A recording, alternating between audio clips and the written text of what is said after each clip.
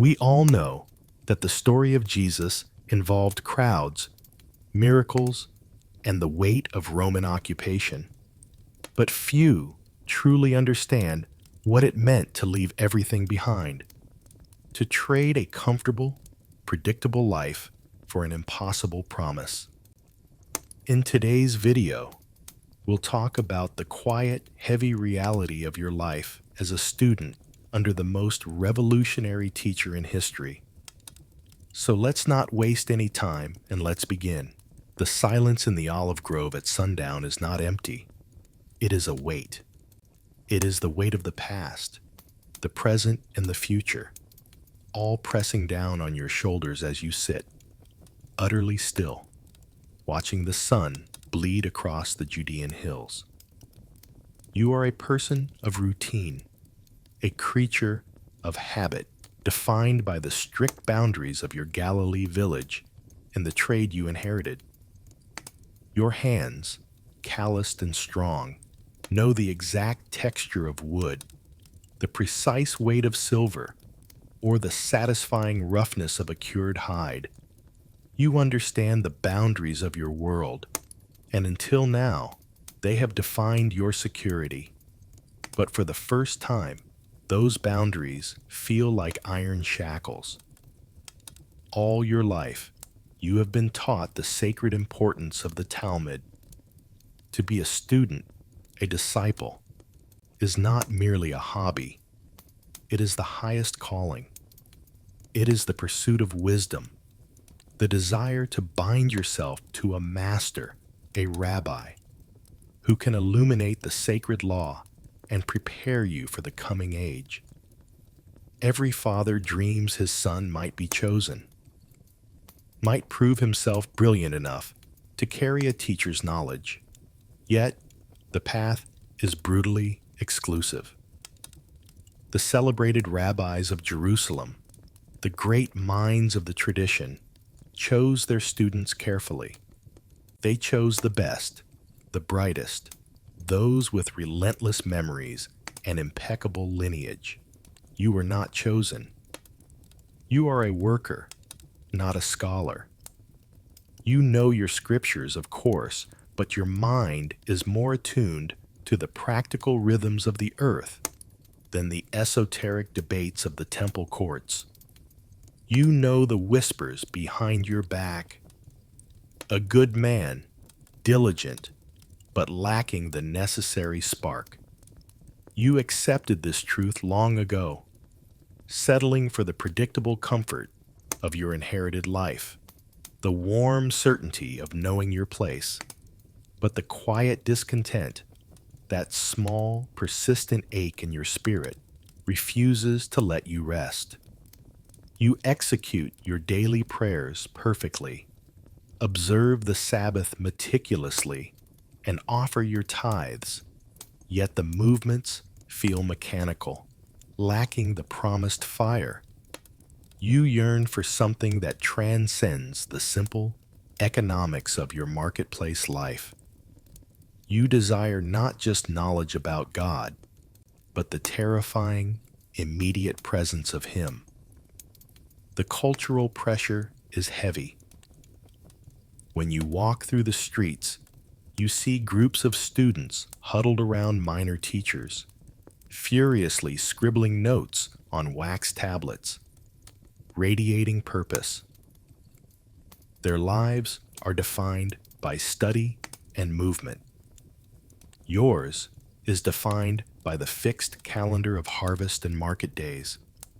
You sometimes imagine the day you might have been called, walking away from your tools forever, dedicating your life to learning at the feet of a great master. The fantasy is both exhilarating and absurd.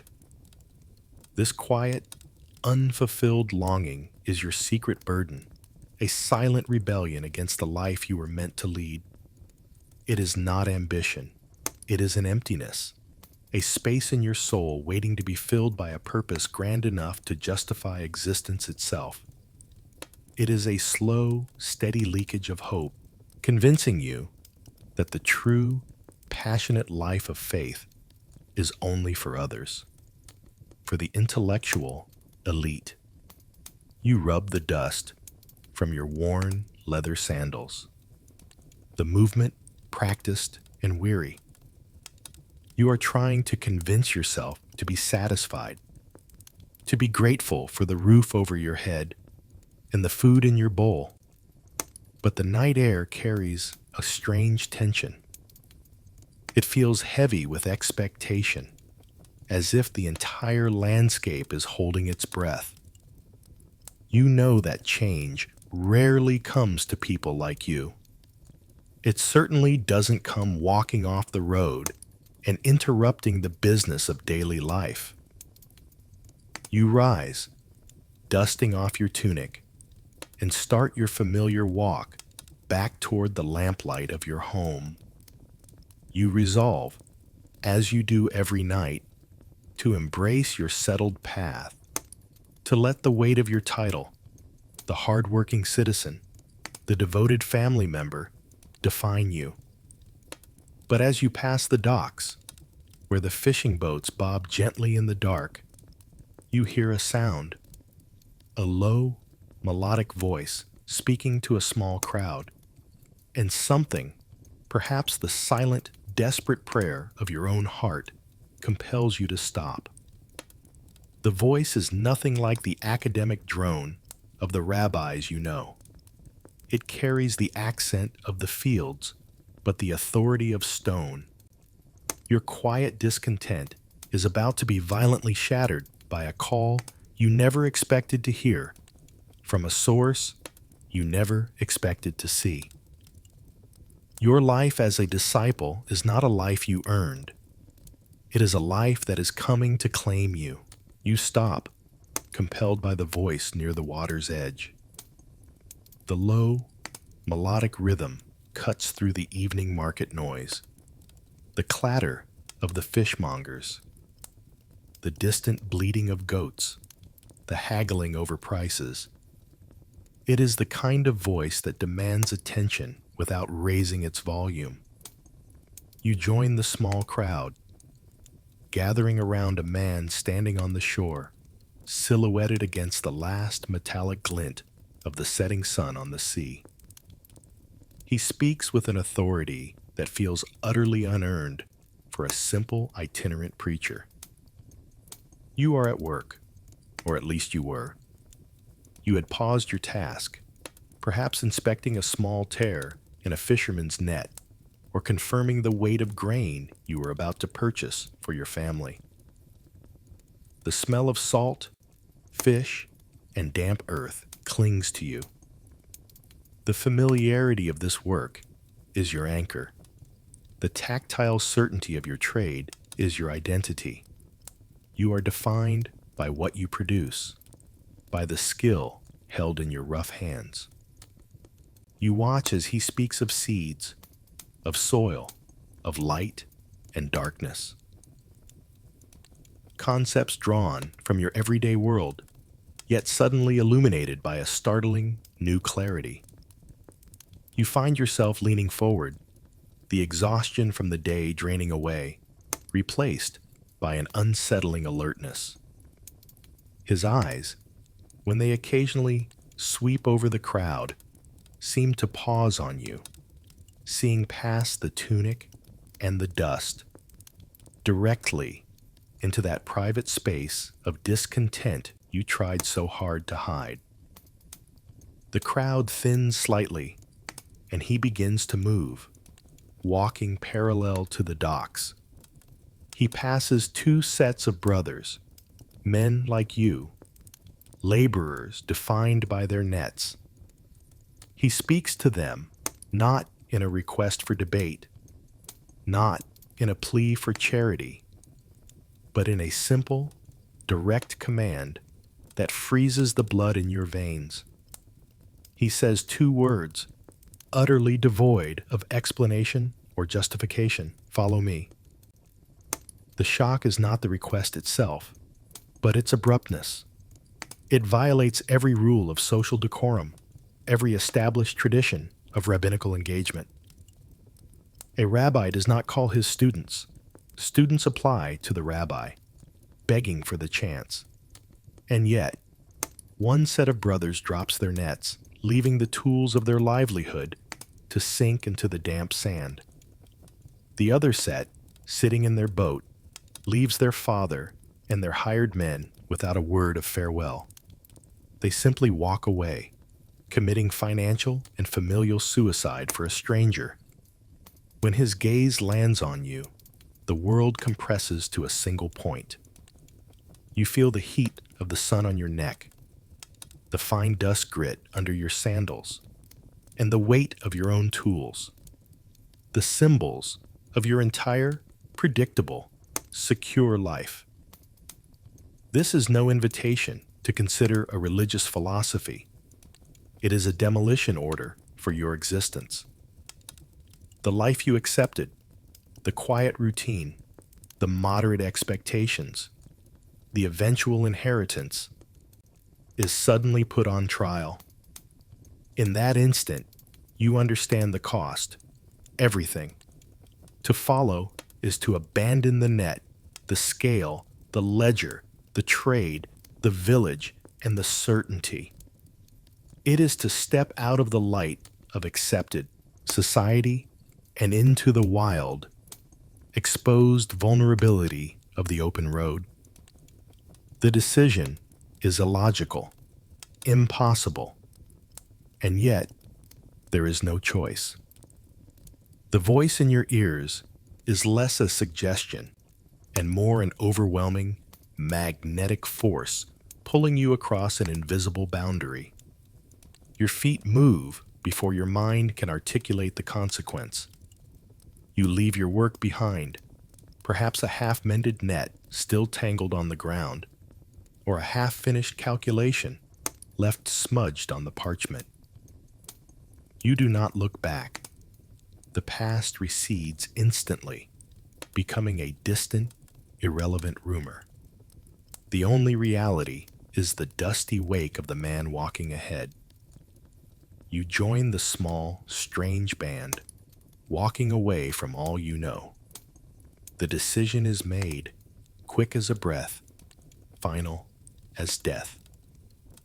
The exhilaration of this instantaneous freedom is mixed with a deep physical terror of the unknown, because the first lesson of this new life is immediately clear.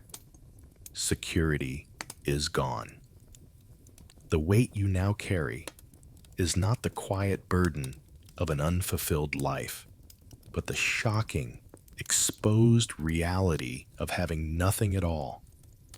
You have traded your comfortable, structured existence for the uncertainty of the open road, and the road immediately demands a cost. The first few steps are easy, but the next few miles will teach you the brutal, physical reality of your new commitment. The initial rush of abandonment, the sheer adrenaline of the decisive two-word call, quickly gives way to the ache of the miles. The emotional high of radical obedience cannot sustain the physical demands of this new life. The instantaneous break from your former existence means you have only what you are wearing: a simple tunic, perhaps a coarse outer cloak, and the sandals that were made for walking the short, known paths of your village, not the endless, uneven rock and dust of the Roman roads. You are no longer a traveler. You are a walker. The first weeks blur into a relentless rhythm of ceaseless movement, trading the comforting weight of a steady trade for the grinding exhaustion of the open path. Your sandals, built for soft earth and short trips, are now betraying your feet. They blister, they swell, and the fine, abrasive dust works its way into every crack and abrasion, turning every step into a calculated endurance test. You learn the particular pain of walking on cobblestones at midday and the sharp discomfort of hidden stones at dusk. You begin to understand that discipleship is, initially, a profound and non-negotiable physical commitment. It is the searing, unforgiving heat of the midday sun, drying your throat and making the dust taste like old copper. It is the constant drag of the simple, rough-spun tunic you wear, now permanently damp with sweat and chafing mercilessly against your skin. You learn the difficult art of conserving every drop of water, of rationing the sparse bread you might have received, and of measuring your steps, slowing your internal pace to match the long, patient stride of your teacher. The physical labor is intense, forcing you to develop an endurance and an emotional control to withstand the constant, quiet throbbing in your calves and the persistent fatigue behind your eyes. Every mile is a tangible sacrifice, training your body in a discipline far removed from the controlled, purposeful motions of a craftsman or fisherman. The farewells, if you were granted any, were brief, strained, and punctuated by the silent, worried glances of your family and former neighbors. Leaving them felt like tearing a piece of your own flesh away, an immediate, unhealable wound. For those among the group who simply walked away from their boats or tax tables without a word of farewell, the sense of burned bridges is absolute and final. You understand that this new life offers no safety net, no chance of retreat. You cannot go back to the certain harvest, the secure boat, or the familiar roof. That former life is irrevocably finished. Your identity has been forcibly reduced to its simplest components: a cloak for the cold night, a pair of worn sandals, and the beggar's bowl, a constant, visible, and deeply humbling reminder of your new state. This vessel, once a place for payment or gathering your harvest, is now perpetually empty, symbolizing your total lack of material security. It is the vessel of your dependence. The most difficult lesson to accept is this naked vulnerability. In your former life, you were an independent man, able to offer a valuable service and command a fair price. Now, you are utterly reliant on the capricious grace and often grudging generosity of strangers. As you pass through unfamiliar villages, Samaritan, Decapolis, or Judean, you are nothing more than a beggar in the wake of an eccentric and often controversial teacher. You are judged instantly by your appearance: dusty, weary, poor, and carrying no visible means of support. You are a drain on the community you enter. The necessity of this dependence acts as a spiritual furnace. It burns away the thick layers of pride and self-sufficiency you had accumulated over decades. The hunger in your stomach becomes a strange kind of teacher, refining your gratitude. You learn to be profoundly thankful for the smallest kindnesses: a cool drink from a village well, a scrap of stale bread offered by a hesitant woman, or a corner of a courtyard to sleep in, sharing the space with livestock. The exhaustion at night is often so complete that you barely have the energy to clean your blistered feet with a scrap of water before collapsing into a shallow sleep. Yet, the stillness of the road, the necessity of constant, focused movement, begins to clear your mind, purging the useless calculations and worries of your former life. You are forced to focus only on the immediate need, the next step, the next village, the possibility of a shared meal. You begin to recognize a subtle but profound shift in your gait. The way you carry yourself is changing. Your muscles are becoming lean, hardened, and strangely resilient, molded by the harsh reality of the constant pilgrimage. You are no longer navigating the familiar, well-ordered paths of your hometown, but the winding, unpredictable dust tracks of the wider country. The world is suddenly larger, raw, and indifferent, and your place in it is smaller, more exposed, more essential. The physical discomfort is a deliberate tool, slowly carving away the excess of your former life, preparing you for a radical re-education of the spirit that relies not on the tangible, but on the invisible. The path ahead requires not just simple physical endurance, but a total, frightening spiritual dependence, which you are now utterly ready to face. The empty hand and the empty stomach are about to teach you far more than any book of law ever could. The walking continues, a necessary backdrop to the true instruction, but the focus shifts decisively from the mere physical discomfort of the road to the profound spiritual implication of having nothing at all. The central lesson now is the doctrine of the empty hand, a commitment to spiritual poverty and absolute reliance. You have no money, no security, and no future beyond the next hour. Every single thing you need, food, water, shelter, safety, must be received as a gift, filtered through the often hesitant hospitality of others. The lesson is delivered most acutely through the raw, undeniable shame of asking. Your ingrained pride, the legacy of a self-sufficient trade, fights constantly against the necessity of having to knock on a stranger's door. You must introduce yourself not as a person of skill, but as a follower of the rabbi, and then stand there, waiting, hoping to be allowed to sit and eat. Your former identity as a provider, a man who exchanged a fair service for a fair price, makes this dependence feel like a daily failure.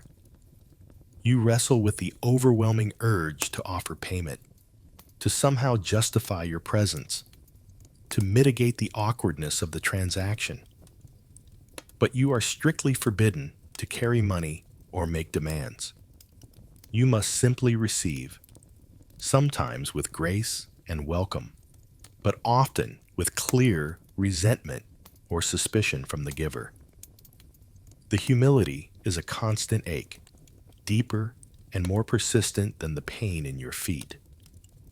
Yet, through this agonizing process, you begin to observe an astonishing, undeniable pattern. There is always just enough. When your hunger is most acute and the group is miles from the nearest settlement, a small bowl of dried fruit mysteriously appears. When the cold evening rain seems destined to soak you through, a stable door creaks open, or an old woman offers a corner of her roof. This miraculous, relentless consistency of provision begins to replace your former ambition and calculation, the old need to control outcomes, with a new, quiet kind of passive trust. You realize that your ultimate reliance is not on the capricious generosity of the villagers, but on the invisible, organizing hand that moves the world and them within it. You are learning the language of faith that requires no physical evidence, only deep, immediate reliance. This forced dependence creates an intense internal discipline. You are compelled to maintain a certain dignity and composure despite your ragged appearance and deep vulnerability. You must appear grateful, humble, and receptive, never demanding, entitled, or overly familiar. Your teacher is watching, not just your physical actions, but the posture of your heart. He is teaching you that true wealth is not measured by what you possess, but by how little you need to survive, and by the depth of your faith that the Father already knows your needs before you utter a word. The lesson transcends mere physical necessity. You begin to understand that you cannot rely on your own strength, your own wit, or your own education in this new life. All the tools and knowledge you once valued are now utterly useless. Your true strength must be found in the quiet persistence of petition, in the simple bedrock expectation that the next breath, the next meal, the next village will be provided for.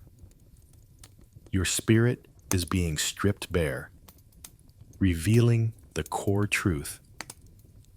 The empty hand, held open in absolute, non-negotiable trust, is infinitely stronger than the closed fist grasping a sword or a coin. Every hour lived in this state of reliance is a spiritual act of obedience, replacing the hustle of the market with the stillness of faith. This profound state of vulnerability prepares your spirit for the inevitable intellectual and moral challenge to come. You have established dependence in the physical world. Now, your teacher will challenge the established, comforting order of your internal world. The familiar comfort of the law, which once seemed so rigid and clear, is about to be reinterpreted in a way that demands a painful and immediate revolution of your soul, leading you to a dusty hillside where all the rules you thought you knew are about to be turned violently upside down. The walking finally ceases for a time, and you find yourself among thousands of others on a wide, sloping hillside overlooking the vast blue expanse of the sea. The sheer density of the crowd is overwhelming. The curious, the desperately sick, the hopeful, the cynical, and the religious officials, all pushing together in the oppressive, dry heat of the afternoon. You are fortunate to find a patch of uneven, scrubby ground where you can kneel, your tired muscles momentarily grateful for the rest. The air is thick with expectation and the collective scent of unwashed bodies and dust.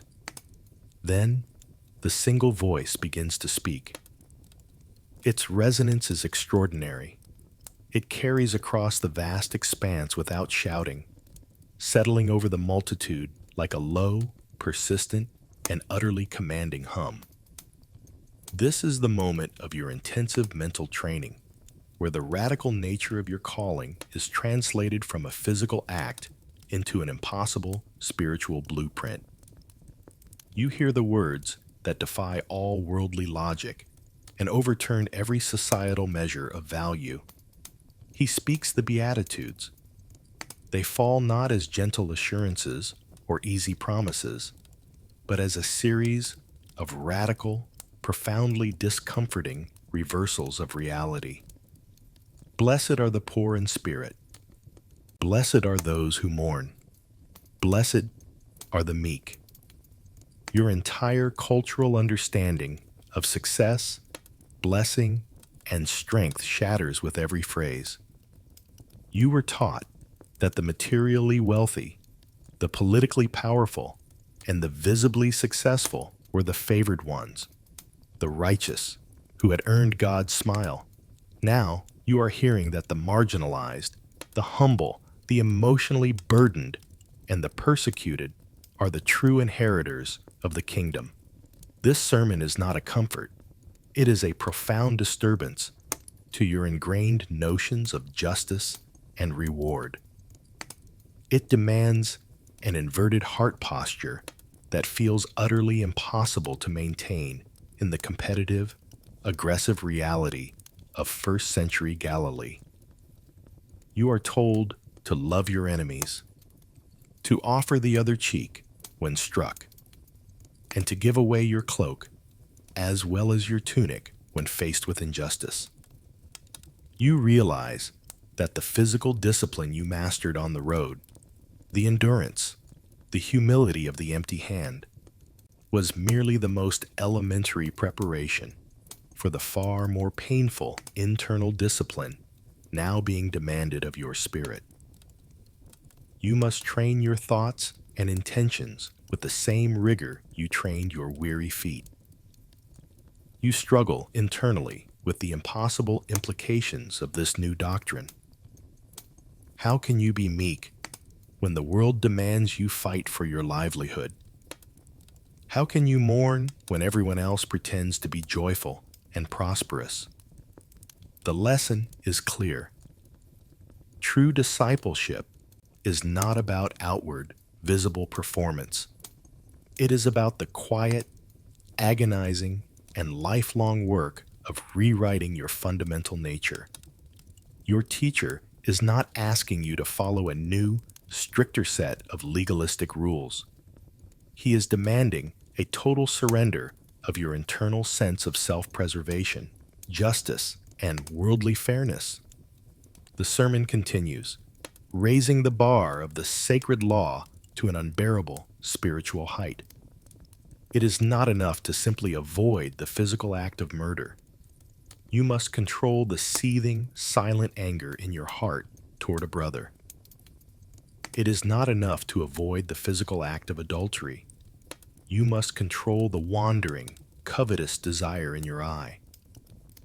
You feel a profound and immediate sense of failure, recognizing the countless times your internal thoughts and secret intentions have violated a purity greater than any external act. You cannot meet this standard. This mountain instruction is your spiritual initiation, a terrifying demonstration of the absolute, unbridgeable gap between who you are and the impossible perfection you are commanded to embody. It reveals that the true struggle is not against the Roman occupiers or the hypocritical leaders, but against the selfishness dwelling within your own soul. This confrontation with the perfection of the law leads you directly into a wrestling match with the meticulous traditions you grew up with, forcing you to choose forever between the comforting outward show and the searing inward truth of purity. The memory of the hillside, with its demands for internal perfection, hangs heavy in your mind, contrasting sharply with the intricate web of traditions that govern Jewish daily life. You were raised under the cultural pressure of ritual cleanliness, where purity was a measurable, external state. You understood the meticulous, complex rules set by the elders regarding washing hands before meals, avoiding certain contact with Gentiles or the sick, and observing the complex system of fasts, offerings, and sacrifices. These external acts felt like a necessary, secure fence around your faith, providing visible, communal proof of your devotion and righteousness. Now, that fence is under constant siege. The new radical teachings you hear from your rabbi repeatedly emphasize internal purity over external meticulousness. The most flawlessly clean vessel is utterly useless if the liquid inside is tainted with bitterness or deceit. You struggle fiercely to reconcile this teaching with the ingrained doctrines of your heritage. When others criticize your teacher and his disciples for eating with unwashed hands, or for breaking the tradition of a certain fast, or for speaking with Samaritans, you feel the familiar religious shame and discomfort. The criticism feels valid because you too were conditioned to believe that God judged you primarily by the visible perfection of your outward observance. But your teacher challenges you and the critics to look past the surface rituals. He speaks constantly of greed, malice, pride, and envy, the silent, unseen contaminations of the heart that no amount of pure spring water can ever wash away. He teaches with frightening clarity that what truly defiles a person is not what goes into the mouth, but what comes out of the mouth, and more importantly, what originates in the hidden chamber of the soul. This is a terrifying, disorienting lesson because it shifts the locus of judgment entirely. You can no longer hide behind visible performance. Your faith is now a constant internal reckoning. You are forced to undertake a critical, painful, and deeply private self-examination. You discover that your prayers, though perfectly recited in public, were sometimes laced with pride or competition with others. Your acts of charity, though outwardly generous, were sometimes motivated by the desire for public praise or reputation. You realize that the true dirt of the world is not on your physical hands, but in the unseen, tangled motives of your spirit. The internal discipline required is not to do more actions, but to let go of the need for outward, visible validation from others. This is the critical shift in your training. You are learning that holiness is not a complex, ritualistic code, but a simple, sincere, and humble state of being. You must abandon the societal security of performing for an audience and embrace the terrifying reality of being accountable only to the one who truly sees the heart. You learn to let the traditions of men, however old or revered, fall away when they obscure the true meaning of mercy, love, and genuine need. The old way was about exclusion, building a wall of rules to keep the pure in and the contaminated out. The new way is about inclusion, about reaching out to the contaminated while remaining clean within. This internal cleansing, this new definition of purity, prepares you to be a witness, to stand side by side with your teacher as he demonstrates the tangible power of this boundless compassion.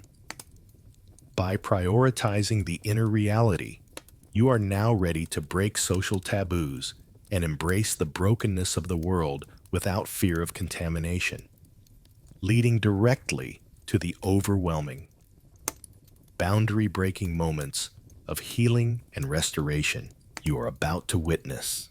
The lessons of internal purity and mercy, which you learned in the hills and fields, are now demonstrated in raw, astonishing power. Your teacher does not merely speak of a new kingdom. He brings the kingdom crashing into the present moment through tangible, undeniable acts of restoration. You find yourself constantly on the front lines, pressed into the overwhelming, volatile crowds that surround him, acting as a buffer, a guard, and a bewildered witness. The crowd is a physical presence, a chaotic, demanding entity driven by equal parts faith and desperation. The heat is oppressive, intensified by the press of bodies, the smell of sweat, unwashed clothing, and untreated wounds. You stand on the periphery, holding the line, trying to keep the path clear, but the sick and their carers push past your weary arms. They are shouting the names of ailments you've heard whispered in dark corners: leprosy, paralysis, fever, and a terrorizing cacophony of mental anguish. Then, the world compresses. You watch as a man, perhaps a leper, whose body is already dissolving, pushes through, falling at the feet of your teacher. The noise of the crowd, the murmuring, the shouting, the arguing, suddenly cuts out, replaced by a profound, agonizing silence. Everyone is holding their breath. The leper's condition is the ultimate symbol of untouchable ritual contamination.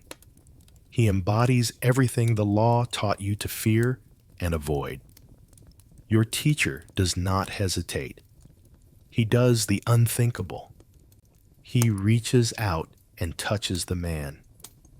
In that instant, everything you ever believed about clean and unclean, about boundaries and exclusion, explodes. The touch is the boundary-breaking act, and the result is immediate. You don't see a slow recovery, you see immediate repair. The gray, dead skin flushes with life. The wounds close. The fingers straighten. The man rises, utterly transformed, weeping and laughing at the same time. The crowd erupts, a sudden release of terrified, astonished sound. Witnessing this is not a gentle experience.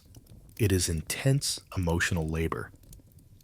One moment, you are looking into the hopelessness of a man who has been living death. The next, you are witnessing an impossible resurrection of his physical body. The rapid shift from overwhelming suffering to blinding, immediate joy is exhausting. Your mind scrambles to categorize what you are seeing. Is this magic? Is this prophecy fulfilled?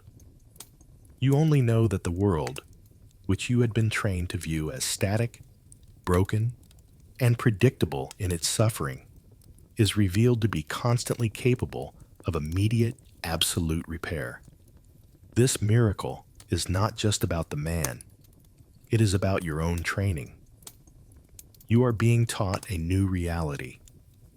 The physical manifestation of sin and brokenness has no power over the authority that dwells within your teacher. You are being disciplined in awe. You must learn to accept the unbelievable as the new normal. You must learn to keep your feet planted on the dusty ground while your mind constantly confronts the supernatural. The constant stream of the desperate, the constant witnessing of the impossible, forces you to discard your old, cautious skepticism. But as the healings multiply, so does the danger. The immediate, tangible power of these acts draws the attention of people far more powerful than the local village elders. The Roman authorities are wary of any figure who commands such immediate, massive crowds. The established Jewish leaders are outraged by this casual, contemptuous disregard for the meticulously guarded boundary lines of ritual and tradition. They see not a healer, but a threat to their authority and the delicate peace they maintain with the Romans. The confrontation with the supernatural shifts your focus from what your teacher is doing to who he is. His words, which once seemed only profound, now feel like absolute commands. His touch, which once seemed merely merciful, now feels like the direct expression of divine power. You realize that your training is no longer merely in humility or dependence, but in loyalty to a figure who is rapidly becoming the most controversial and dangerous person in the region. His authority is palpable, but its cost is becoming dangerously clear. The escalating tension surrounding him will soon force you to learn the difficult lessons of watchfulness and fear. The awestruck crowds and the miraculous healings which seemed like unalloyed triumphs and evidence of the kingdom's immediate arrival, have an undeniable, dangerous consequence. They draw fire. The certainty and self-possessed authority of your teacher, which once provided a comforting anchor for your wandering spirit, now acts like a massive magnet for powerful, hostile attention. You begin to understand that discipleship is not merely a spiritual pilgrimage focused on internal purity. It is an immediate, high-stakes political and theological confrontation that threatens the status quo of the entire region. The tension increases almost daily, changing the air you breathe.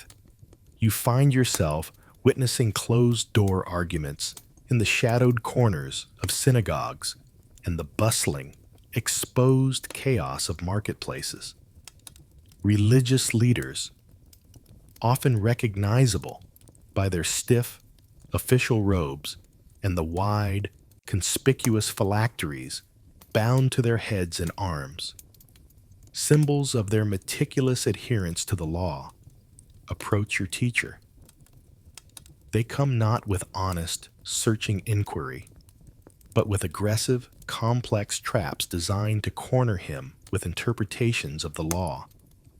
They question his adherence to the Sabbath, his inexplicable association with the most despised tax collectors and sinners, and his audacity in claiming the power to forgive sins, a blasphemous claim, in their eyes, for any mortal man who is not a priest performing a sanctioned ritual. You stand guard, often with a knot of cold fear tightening deep in your stomach. This is your first true taste of genuine persecution, a constant, low-level threat that drains your psychological resources. The pressure is not yet physical. No one is drawing a sword, but it is relentlessly verbal and psychological. You feel the hostile, judging eyes of the officials sweeping over you, noting your constant proximity and your unwavering allegiance. They are cataloging your name, your face, and your loyalty. You are instantly elevated from a humble, anonymous follower into a co-conspirator in what they perceive as a dangerous anti-establishment movement that threatens the very social order of Israel. You are no longer just a humble follower. You are a marked man, identified by association. This rapidly escalating, contested environment forces you to acquire a new layer of discipline: silence, strategic observation, and watchful protection. You learn to listen intently, not just to your teacher's profound words, but to the nuances of the arguments, identifying the traps before they spring. When a question is posed, you see the danger behind the polite phrasing. You become acutely hyper-aware of your surroundings, the sudden, unfamiliar arrival of a traveling Roman official, the quiet rustle of official robes approaching from the shadows, the precise location of the nearest exit, and the most defensible position in a crowd. You are training in survival in a contested, rapidly hostile space where misinterpretation or a moment of carelessness can have lethal consequences. The pervasive Roman presence, though often distant and indifferent, casts a heavy, undeniable shadow. Any man who gathers large, passionate crowds, heals the sick, and speaks of a new kingdom is automatically viewed as a potential insurrectionist, a direct threat to the fragile peace maintained by imperial force. You hear the hushed whispers of other failed messianic movements, men who gathered followers, promised revolution, and ended up executed publicly, their bodies left on crosses as a grim warning. The chilling weight of this recent history presses down on you, forcing you to look at your teacher's magnetic charisma and powerful authority with a new, sober caution. You realize that the very authority he wields, the authority to heal, to forgive, and to redefine the sacred law, is precisely the force that will inevitably lead to his confrontation and ruin, and potentially yours, the disciples who stand closest to him. You begin to recognize the subtle, strategic shift in your teacher's demeanor and movements. He is increasingly withdrawing from the immediate public eye, often taking you and the inner circle away for private instruction in secluded, Gentile regions, quiet valleys, or across the sea. This withdrawal is not an act of fear, but an act of strategic necessity and preparation. He is teaching you the critical value of silence in hostile territory, the need for spiritual and mental protection in a world that seeks actively and violently to destroy the truth he embodies. The constant external pressure is forcing you to depend even more deeply on him and on each other. The growing danger creates an intensified intimacy within the small, core group of 12. You and the other disciples are constantly together, sharing not only the physical hardships of the road, but the profound psychological strain of being hunted and misinterpreted. You rely on each other for reassurance in moments of doubt, for immediate warning when danger approaches, and for shared interpretation of the rapidly escalating, confusing events. This pressure cooker environment prepares you for the closest, most intense form of training. The personal politics and profound rivalry that exists only within the inner circle, where human flaws are exposed under the constant, patient, critical gaze of your teacher.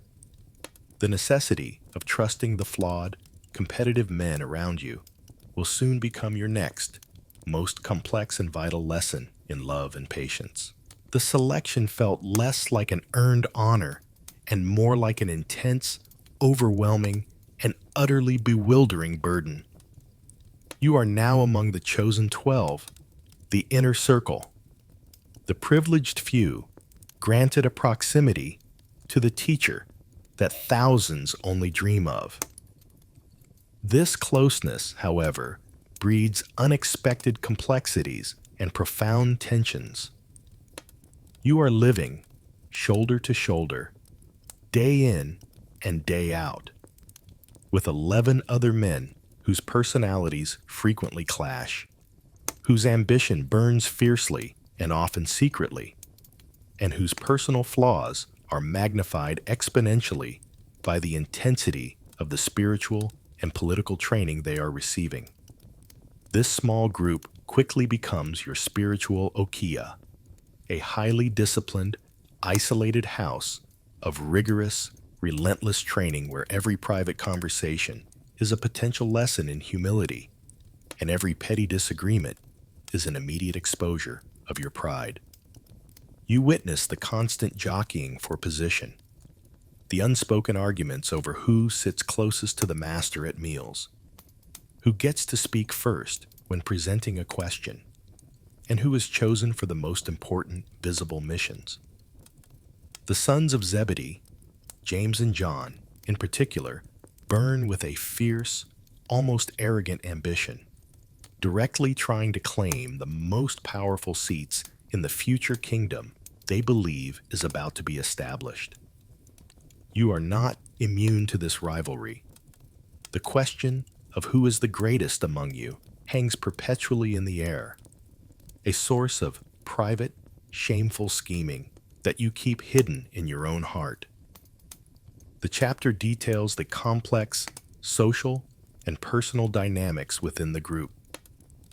There is genuine, hard-won affection and profound connection, forged in the crucible of shared hardship and the overwhelming, shared awe of witnessing repeated miracles. You share quiet laughter over the day's absurdities, offer a weary shoulder when exhaustion hits, and rely on the practical, grounding skills of men like the pragmatic Peter and the meticulous former tax collector Matthew. Yet, alongside this connection, there is the corrosive presence of jealousy, the quiet backbiting regarding one another's actions, and the profound, persistent misunderstanding of the teacher's true, non-political mission. Your teacher observes all of this with a constant, patient, and silent gaze. He rarely rebukes the rivalry with anger, but rather with simple, devastating lessons. A small child placed in the center of the room as an example of greatness, or a direct, impossible question about who must serve whom. He is training you not by magically removing your deep-seated flaws, but by constantly exposing them in the presence of your peers. Your own personal failures, a moment of paralyzing fear during a storm, a painful misunderstanding of a central theological point, a flash of judgmental pride toward the crowds, are laid bare, forcing you to confront the immense gap between your spiritual aspiration and your flawed human reality. You learn to navigate the fragile, internal politics of the group. You learn which temperaments to avoid when group frustration is high, and whose quiet, solid presence you can rely on when the pressure from the hostile crowds or the probing officials becomes unbearable. This intense, unavoidable, interpersonal exposure is the core of your relational training. You must learn to trust and rely completely on men you often disagree with, men whose motivations are sometimes impure, and men who are just as clueless as you are, because they are the only companions you have in this radical, isolated existence. They are your new family, and their imperfections are the constant test of the Sermon on the Mount you listen to. The pressure cooker of the inner circle is specifically designed to burn away the illusion of self-righteousness. By the end of this period of constant intimacy, you realize your peers know your vulnerabilities and your internal struggles as well as you know theirs. The petty arguments and rivalry, while painful and undignified, serve a profound purpose. They prevent any one person from claiming or assuming spiritual superiority. You are constantly reminded that you are a collection of deeply flawed individuals, bound together only by the mysterious radical call of the one who walks ahead of you. This constant, humbling exposure of your internal landscape, combined with the continuous intellectual strain of trying to decipher the true nature of his mysterious kingdom, prepares you for the next difficult phase, a necessary moment of intellectual failure. Your proud human mind, obsessed with earthly power and status, will be proven far too dull to grasp the depth of the simple mystery contained within the teacher's gentle, agrarian stories. The immediate, visible acts of healing and the tense political arguments with the authorities often give way to the quieter, more intellectual discipline of the parables.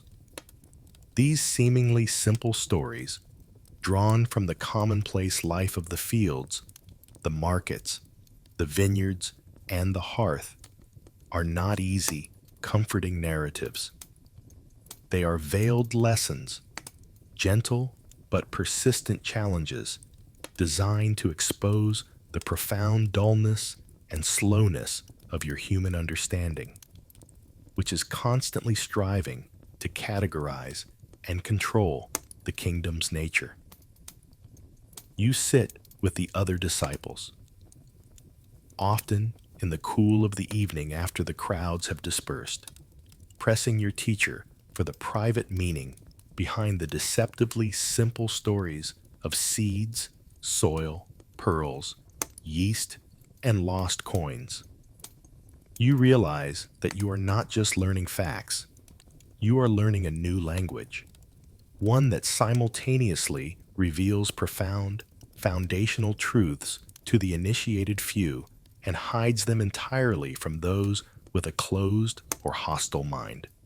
You feel the constant quiet shame of realizing that your mind, which you believed was sharp enough for your former trade, is actually sluggish and profoundly resistant when confronted with pure spiritual truth. You often stare blankly, nodding along with the public crowd, only to realize later, in the privacy of the inner circle, that you grasped only the shallowest, most surface-level metaphor. The parables serve as a constant, gentle, yet rigorous form of intellectual discipline. They force you to meditate, to turn the image over and over in your mind, wrestling with the meaning like a jeweler turns a precious stone to catch the light in a new facet.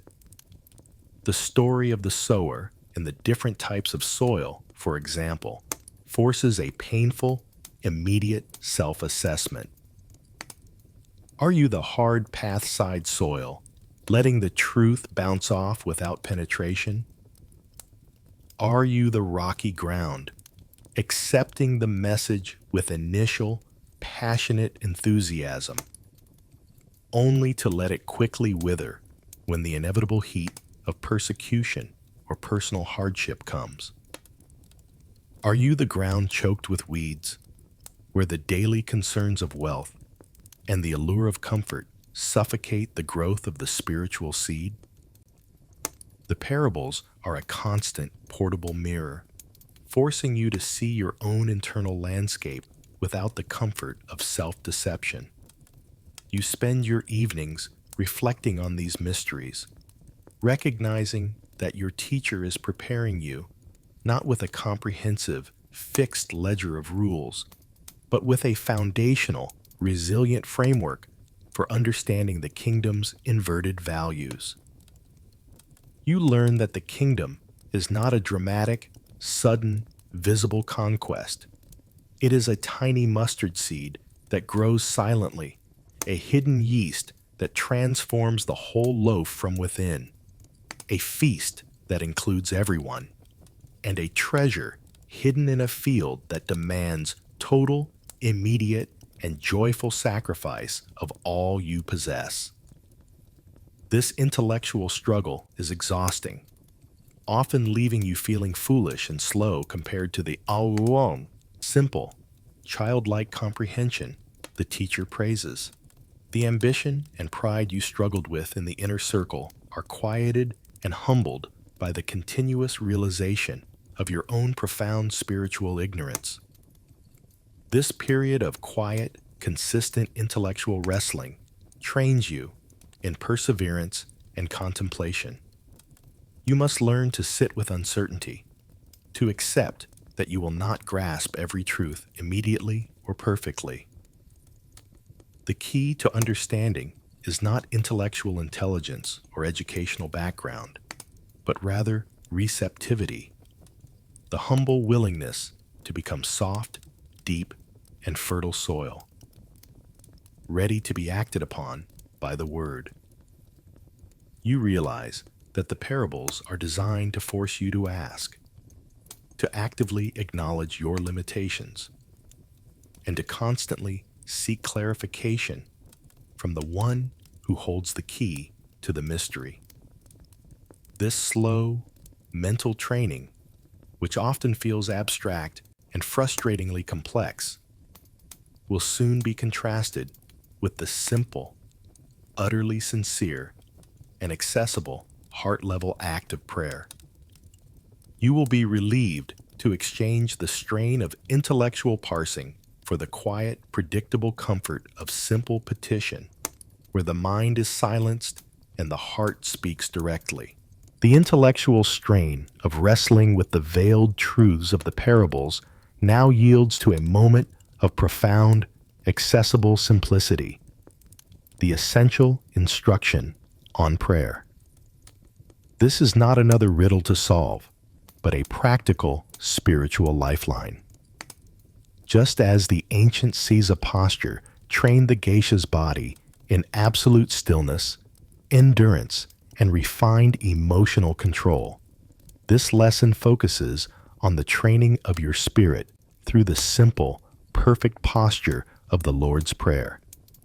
It is a sacred template, a liturgy designed to recenter your entire being amid the chaos of the road and the internal storm of your flaws. You had always been a man of prayer, but your prayers were often public, rote, and formal, laden with the established, complex phrases and visible displays taught by the temple leaders. Performances meant to impress God and, more importantly, impress onlookers. Now, your teacher dismantles that practice entirely. He teaches you to abandon the public, flamboyant displays, the repetitive shows, and the excessive wordiness of the self-proclaimed righteous.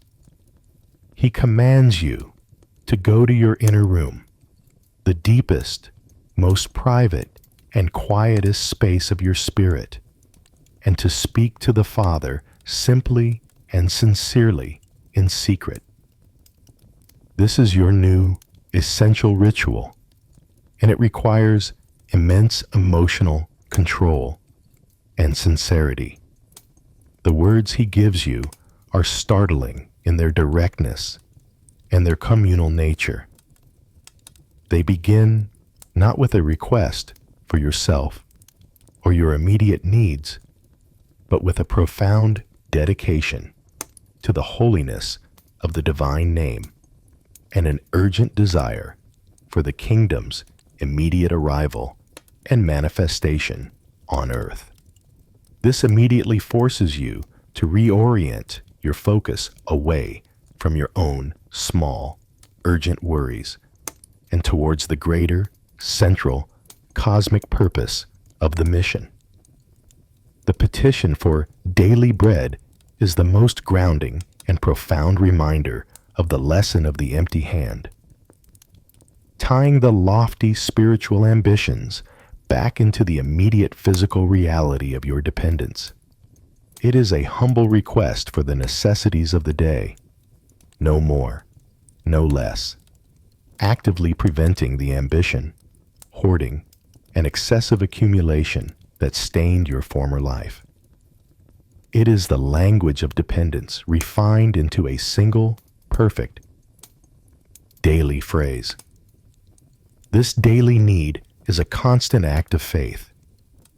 Then comes the most difficult, most agonizing part of the instruction, the discipline of forgiveness. You are taught that your own pardon, the cleansing of your heart from the sins you confess, is inextricably linked to your willingness to extend genuine mercy and pardon to others, especially those who have wronged you, the officials who persecute you, or the competitive rivals within the inner circle. This requires a level of emotional labor and sincerity that is excruciatingly difficult. It demands that you actively root out the bitterness, the silent resentment, and the justified anger you hold. This is where the internal purity you struggled to achieve in the last chapter becomes manifest and testable. You cannot sincerely ask for purity without actively becoming an instrument of it yourself. The entire prayer is a masterclass in sincere simplicity and emotional regulation. It teaches you to confess failure, to submit to divine will, and to trust that ultimate protection and guidance will be granted. The goal is to move from a state of anxious striving and self-justification to one of quiet, confident rest in the Father's sovereign care. You realize that this simple pattern when repeated sincerely, becomes the spiritual bedrock that allows you to endure both the external political dangers and the internal psychological failings of the inner circle. It is the core of your communion. This sustained focus on the internal spiritual life, the sincere request, the quiet trust, the genuine act of forgiveness, prepares you perfectly for the next step. Having secured the spiritual core and refined the posture of your heart, you are now ready to take the simple message and the power you have been granted and translate them back into the external world. You are prepared to move from merely receiving the teaching and witnessing the miracles to actively deploying the authority yourself through the necessary transition to the external work of the mission. The sustained focus on the internal spiritual life, the sincere request, the quiet trust, the genuine act of forgiveness prepares you perfectly for the next terrifying step: deployment. Having secured the spiritual core and refined the posture of your heart through the perfect simplicity of the prayer, you are now ready to take the simple message and the inexplicable power you have been granted and translate them back into the external, hostile world. You are prepared to move from merely receiving the teaching and witnessing the miracles to actively deploying the authority yourself through the necessary transition to the external work of the mission. The days of simply following and observing are over. The days of independent action have begun, and they bring with them a unique form of paralyzing fear. The mandate is given abruptly, without fanfare or prolonged preparation. You are sent out 2 by 2 for your first solo mission, an assignment that feels overwhelming and fundamentally premature. The instructions are deceptively simple, yet utterly demanding. Preach that the kingdom of heaven is near. Heal the sick, cleanse the lepers, cast out demons, and do all of this without provision. No money belt, no beggar's bag, no extra clothes, relying completely on the unearned hospitality of strangers. It is the full, terrifying application of the lesson of the empty hand. But this time, you must not only receive mercy, but also give it, trusting that your needs will be met solely because of the message you carry. The true difficulty of the mission is not the predictable exhaustion of the road, which you are already accustomed to, but the profound, paralyzing fear of public failure. You are now the one responsible for the message. As you stand in the center of an unfamiliar village, the eyes of the curious, the desperate, and the cynical are fixed entirely on you and your chosen partner. The fear of public speaking is immediate and suffocating. The eloquent, powerful resonance of your teacher's voice is gone, replaced by your own hesitant, often stammering pronouncements.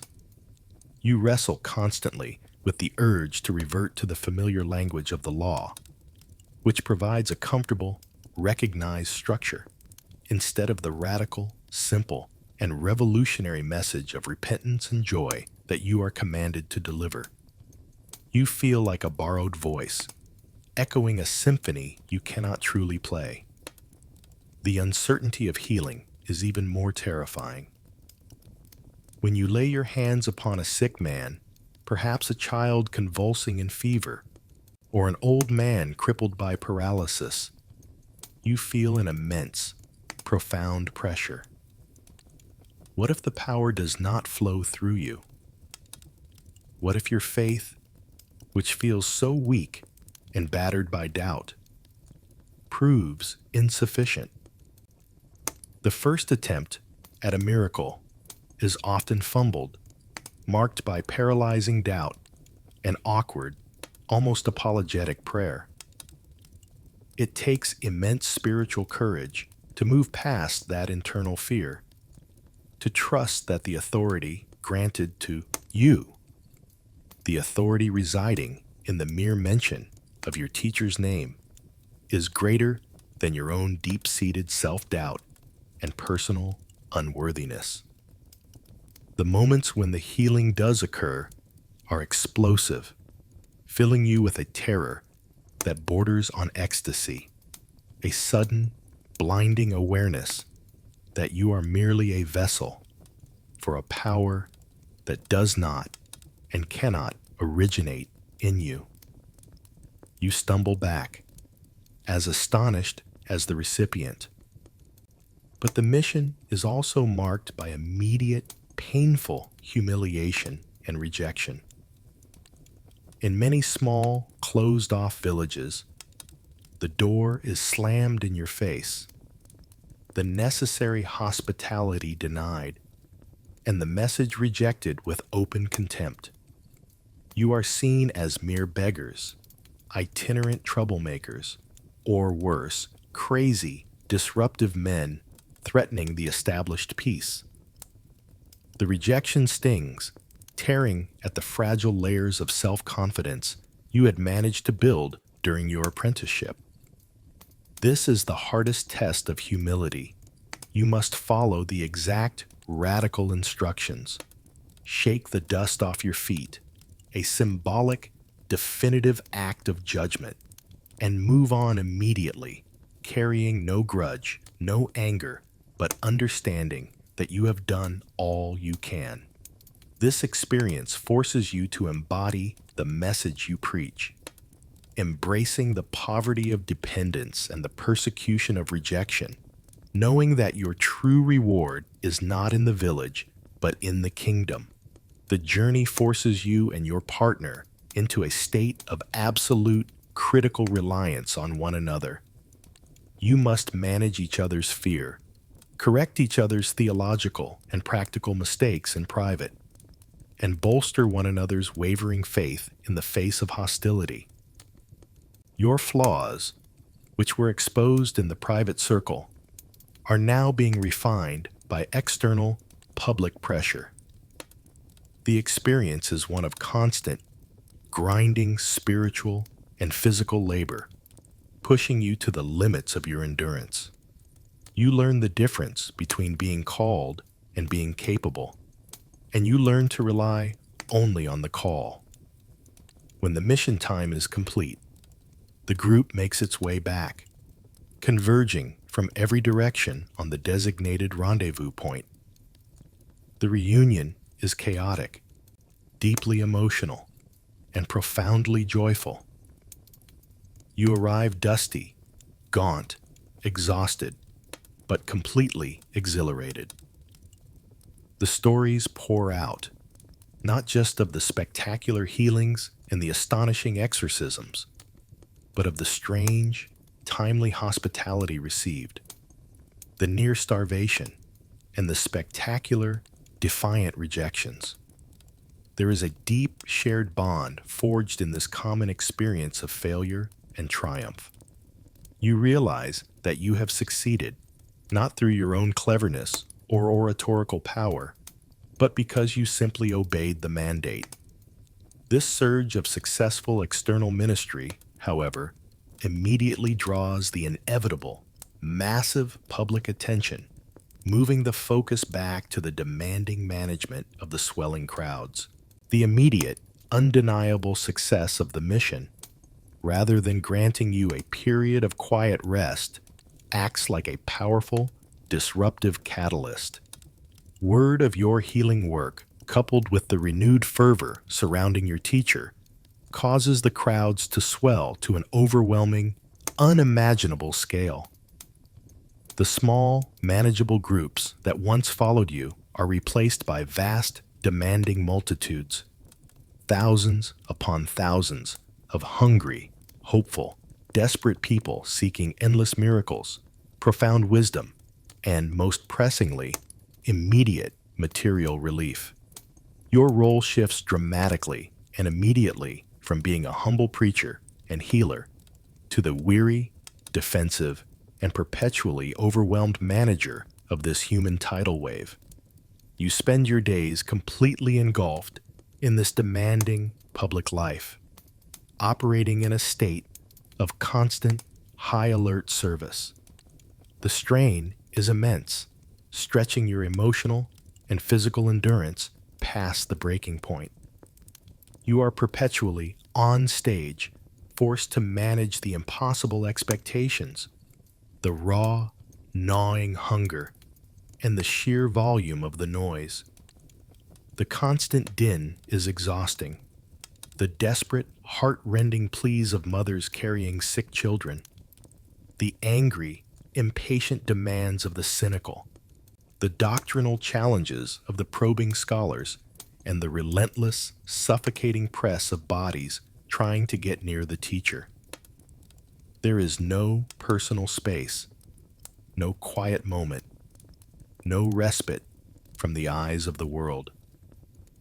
Your primary duty becomes the immediate physical protection of your teacher. You must deflect impossible demands with gentle firmness, form a tangible, physical shield against the throng, and try to carve out enough space for him to speak, or even simply breathe the dusty air. You learn to read the crowd with a new professional eye, identifying the genuinely sick from the mere thrill seekers, the honest seekers of truth from the spies sent by the hostile authorities. The immense emotional labor mirrors the geisha's refined self-control. You must maintain a public demeanor of patience, endless compassion, and tireless availability, even when your own stomach aches with hunger. Your throat is raw with shouting, and your muscles scream for a single moment of rest. This discipline of appearance is vital, as any sign of impatience would be interpreted as a failure of the message. You are constantly witnessing and managing the tension between the physical and the spiritual.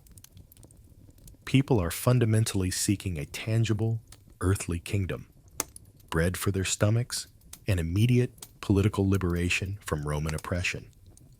They want a king who will organize the army and the treasury, not a prophet who speaks in metaphors about seeds and pearls. You see this conflict vividly when the crowd, having been fed by an improbable, miraculous provision, immediately attempts to seize your teacher and make him a visible political king by force. The chaos of that moment, the raw, dangerous desire for earthly, temporal power, is terrifying in its misguided fervor. You learn the difficult lesson that miracles, while essential for showing divine power, often obscure the deeper spiritual truth they are meant to point toward, and that managing the crowd's deeply entrenched expectations is as hard as commanding the violent waves of the sea. The lack of privacy becomes a crushing, suffocating burden. You cannot sit down to share a simple meal with your companions without being immediately interrupted. You cannot walk more than a few steps without being accosted by someone with a request, a complaint, or a challenge. The energy drain is constant and absolute, leading to profound spiritual fatigue.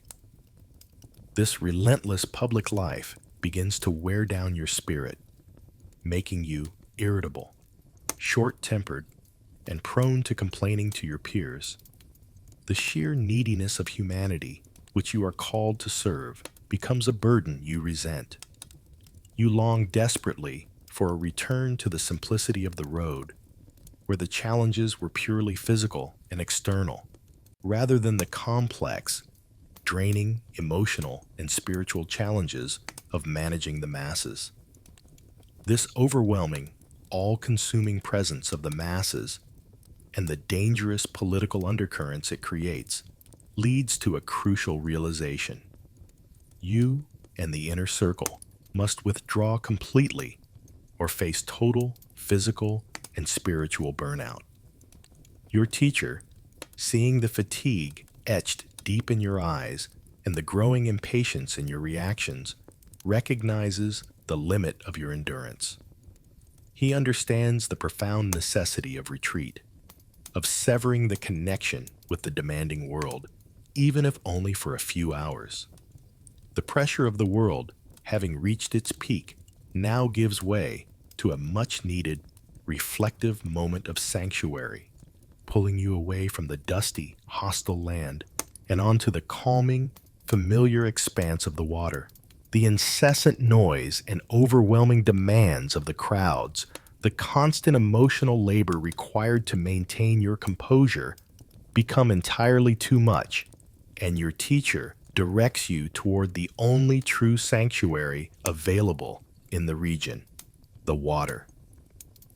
The Sea of Galilee, your old familiar fishing grounds, immediately becomes your temporary refuge and your new isolated classroom. The chapter focuses intensely on these few precious moments of quiet retreat, a necessary spiritual inventory before the next, final phase of the journey. The physical shift from the dusty, chaotic land to the rhythmic, cool surface of the water is a profound, immediate release for your strained nerves. In the small fishing boat, you find immediate, restorative calm. The rhythm of the oar, pulled by your own strong, calloused hands, is a physical sensation that is soothing and familiar, replacing the frantic press of human bodies with the predictable, ancient sound of water lapping against the hull. The smell of the salt and the wet wood is comforting, a reminder of your former life and skills, yet tinged now with the spiritual weight of your new calling. In this space, the internal discipline of silence, which was utterly impossible to maintain in the clamor of the crowd, becomes natural and effortless. You are alone, truly alone, with the teacher and the inner circle, and the world's noise has been shut out. The lessons here are delivered differently, not in grand, public sermons or sharp defensive parables, but in quiet, intimate conversations. You hear the true, softer sound of Jesus' voice in the quiet, stripped of the necessity of projecting over the multitude. These moments are filled with simple corrections of theological misunderstandings, gentle rebukes for your lack of persistent faith, and profound, private insights into the nature of the Father and the mechanics of the kingdom.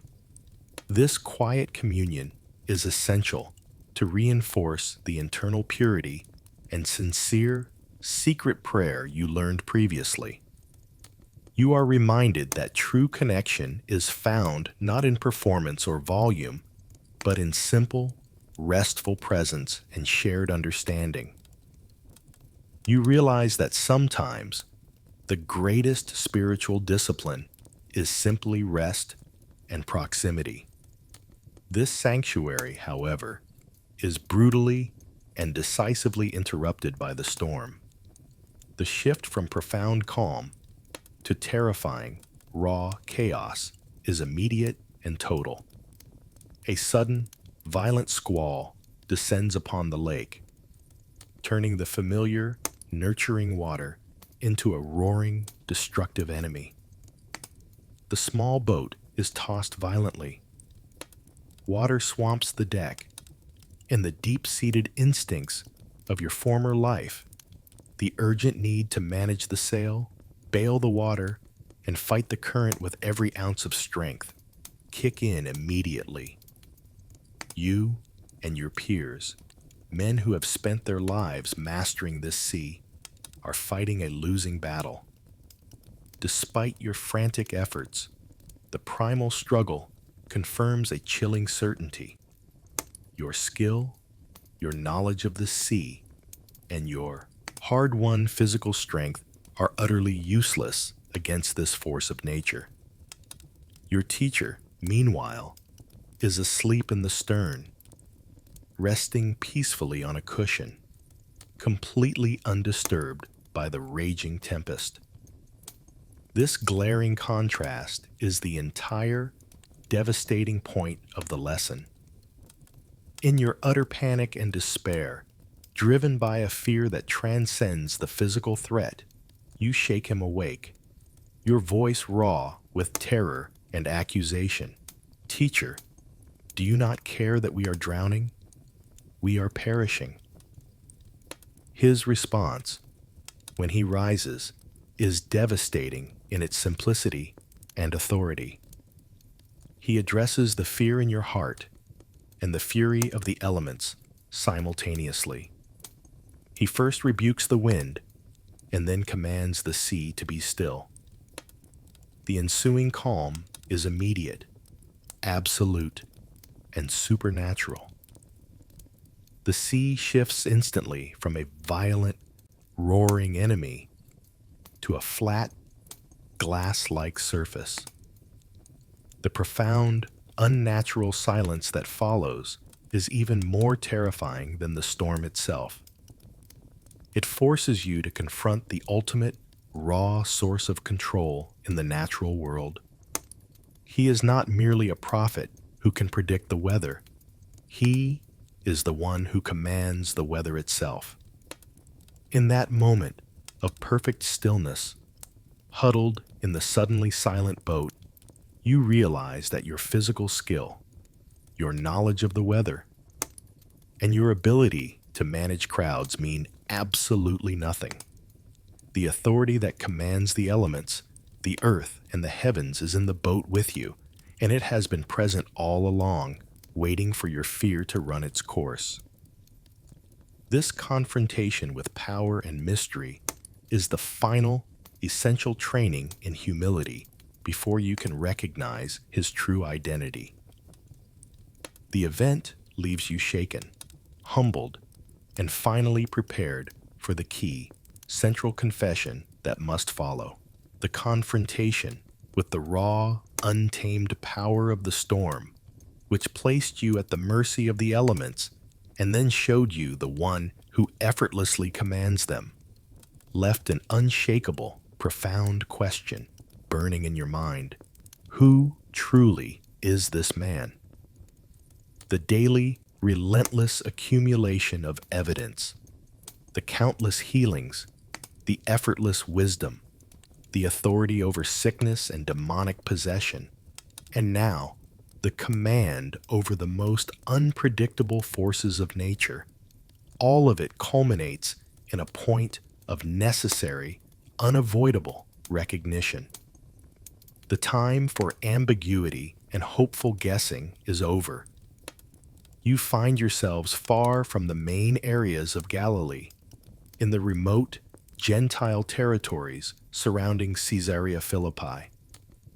It is a striking place, dominated by massive, carved Roman structures and pagan shrines dedicated to earthly emperors and local gods, a land saturated with the worship of temporal power and false divinities. Here, away from the immediate, judging pressure of the Jewish authorities and the demanding throngs of the crowds, your teacher poses the simple, yet seismically important question to the group. Who do people, the vast, confused masses, say that I am? The answers come quickly, a nervous recitation of popular rumors and common misinterpretations. John the Baptist returned from the dead, Elijah fulfilling the ancient prophecy, or perhaps Jeremiah, one of the great old prophets, returned to warn Israel. You listen to the inadequacy of these earnest but limited answers, knowing that they only capture a fraction of the incomprehensible truth you have witnessed with your own eyes. Then, he presses the question directly, focusing the entire weight of the moment onto the core group. But who do you, the men who have walked with me and witnessed everything, say that I am? A profound, agonizing silence descends upon the small group, heavier than the moment before the sea was stilled. You can feel the struggle in your companions, the collective fear of speaking too boldly or getting the answer catastrophically wrong. Then, the impulsive, raw, and inspired voice of Peter cuts through the silence with a statement that changes everything forever, drawing a definitive line between the past and the future. You are the Messiah, the Son of the living God. The moment is electric, a spiritual lightning strike. It is a seismic shift in your entire reality. All the countless separate pieces of the puzzle, the healing touch, the effortless wisdom, the authority over the storm, the impossible purity of the law, snap into place with terrifying finality. You look at your teacher, seeing him now not just as a revered rabbi, a powerful prophet, or a great teacher, but as the promised one, the hope of Israel, the divine presence in the flesh. This recognition changes your perception of your own life's purpose. You are not merely following a charismatic preacher on a pilgrimage, you are following the divine King in his earthly sojourn. The sheer, overwhelming relief and astonishment in the group is palpable. The secret identity you have been guarding, the truth you dared not speak aloud, has finally been named.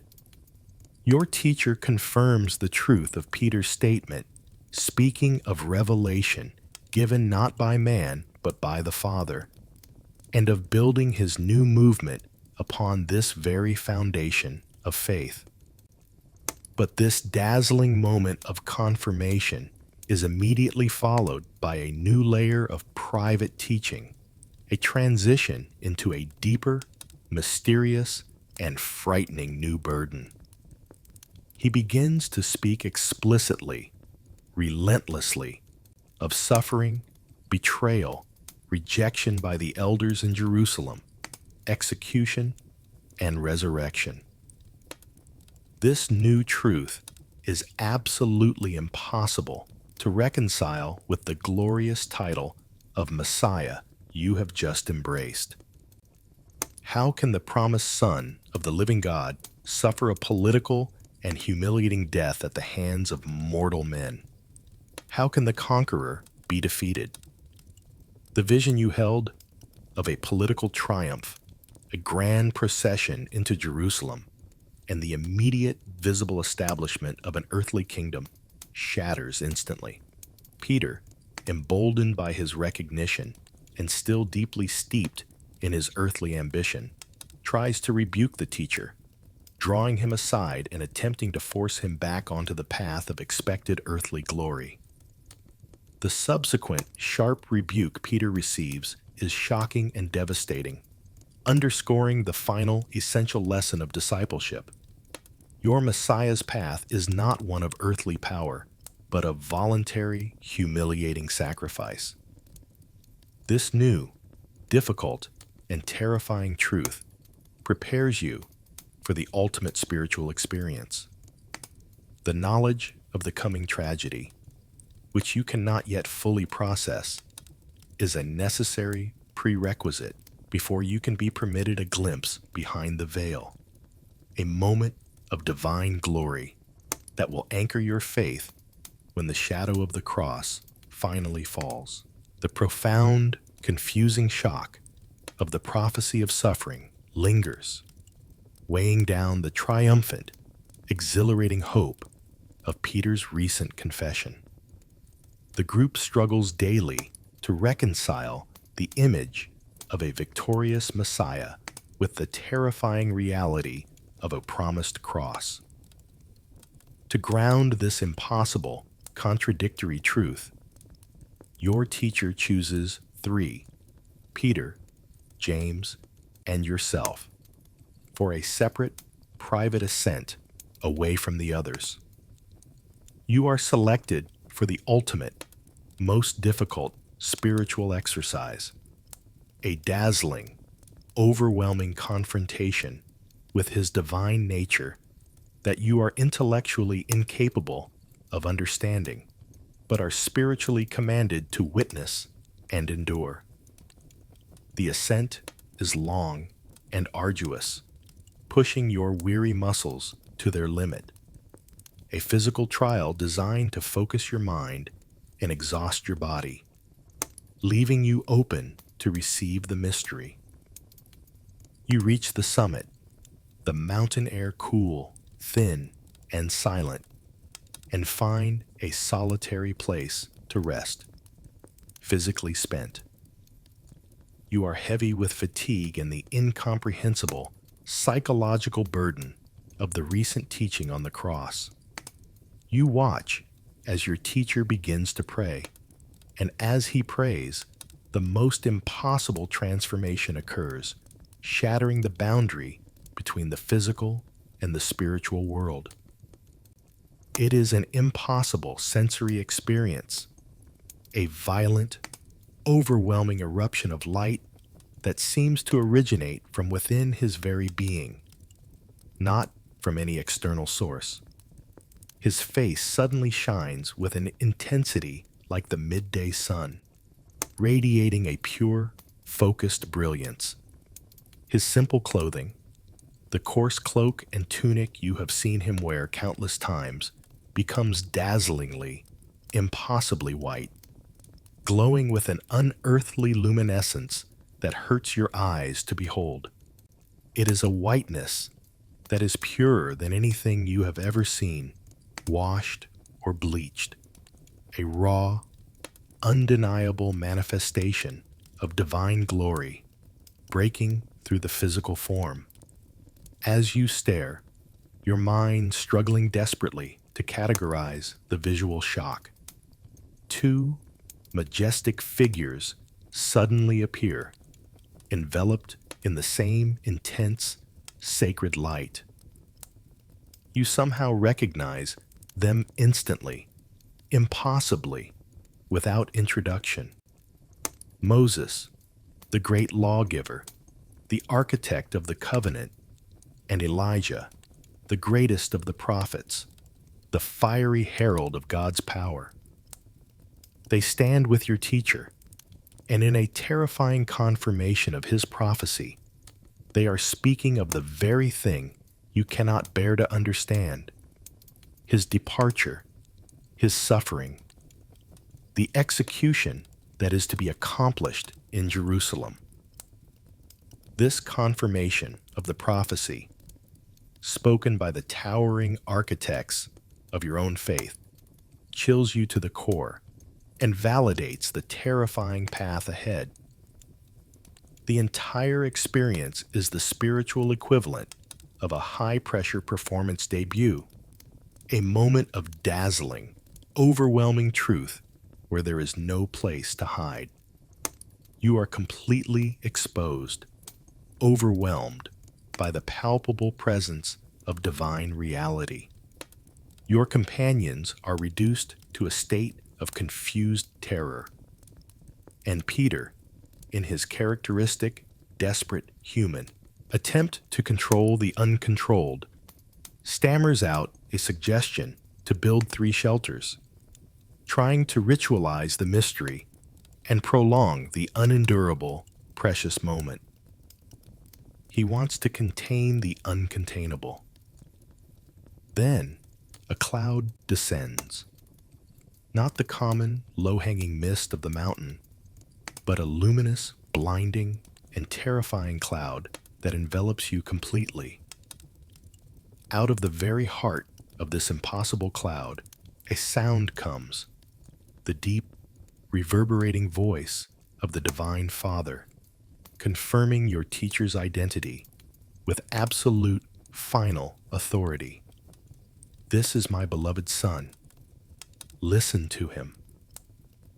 The sound is primal and overwhelming, forcing you to fall face down in the dust, overcome by terror and the undeniable physical weight of the sacred.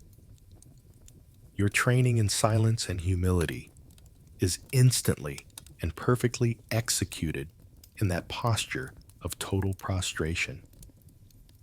When the light and the cloud recede, and you dare to look up through dust-caked eyes, only your teacher remains, his appearance now returned to its familiar, humble form.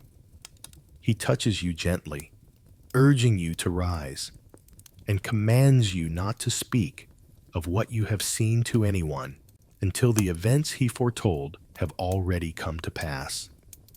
The descent from this high point is made in profound, shaken silence.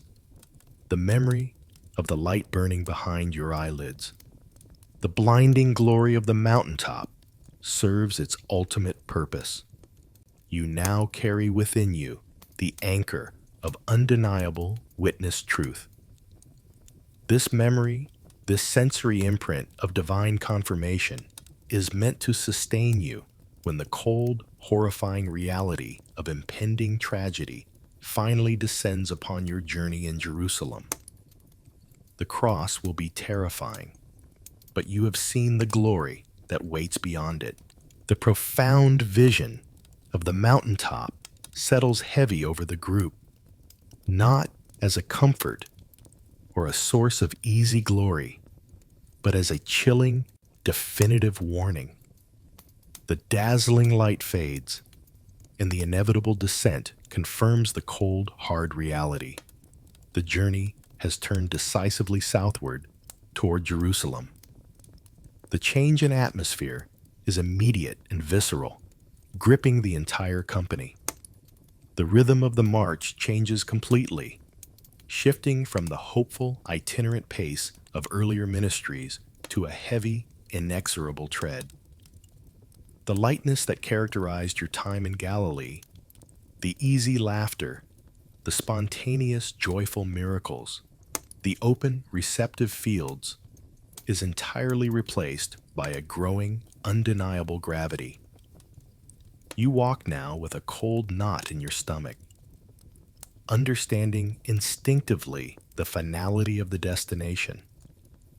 The lessons from your teacher become harsher, more pointed, and less wrapped in comforting agrarian parables. He speaks openly now, not just to the inner circle in hushed tones, but sometimes in public, about the imminent rejection by the nation's chief priests and elders, and the inevitable suffering and execution that awaits him. This forces you daily to reckon with the horrifying, unthinkable concept of your master's death, a death you witness spoken of by the great figures of your history, Moses and Elijah. The vision of glory anchors your spirit in truth, but the fear of the physical act of betrayal and crucifixion anchors your body just as strongly in dread. The distance between the glorious king you saw on the mountain and the defeated victim he describes himself as becoming is a psychological chasm you cannot bridge. The road is punctuated by growing, uneasy silence. The previous petty arguments about who is the greatest among you, who should sit at his right hand, seem suddenly foolish and irrelevant, overshadowed by the terrifying prospect of losing him entirely. Whispers of betrayal begin to circulate, not yet pointedly aimed at a specific person, but simply existing as a dark, corrosive possibility within the group. The cold, calculating shadow that often precedes great political failure. You watch your companions, and they watch you in return, each silently measuring the potential for collapse or treachery under pressure. The grip of fate feels heavy and tightening, drawing you like a merciless tide toward the capital city, the center of both your greatest hopes and your deepest fears. The journey is no longer a pilgrimage of hope, but a forced march toward prophecy. The closer you get to Jerusalem, the more apparent the political and spiritual tension becomes. The crowds are denser, larger, and far less open to his revolutionary teaching, growing increasingly polarized between ecstatic adherents and hostile official opponents. The religious authorities become bolder, sending officials not just to question and trap, but to threaten and openly obstruct your path. The finality of this confrontation is now undeniable. The confrontation is no longer avoidable. The lessons now focus intently on selfless service, radical obedience, and preparedness for absolute violent persecution, preparing you for the inevitable moment when the teacher will no longer be physically present to protect and guide you. This preparation for his death is the only thing that can possibly lead you to understand the ultimate, necessary service he will require of you, a service that demands nothing less than the surrender of your own pride and self-will. You find yourself constantly looking over your shoulder, acutely aware of the dangerous political currents swirling around you. The joy of the ministry is replaced by the strain of vigilance. Every new village, every question from a Pharisee, every look from a Roman centurion carries the weight of a countdown. The truth of the message is certain, but the survival of the messenger is now absolutely in doubt. This intense psychological pressure forms the final crucible, refining your spirit through terror and drawing you toward the great, final lesson of humility that must be taught before the ultimate betrayal occurs. You arrive in Jerusalem under a heavy mantle of political tension, moving through the shadowed, crowded streets to a borrowed upper room, a sanctuary of temporary, precarious peace high above the city's hostile clamor. The room is prepared for the ritual of the Passover meal, heavy with the weight of ancient covenant and tradition. Yet the mood within your small circle is sullen and thick with unspoken dread. You know this is the final meal, the absolute end of the journey.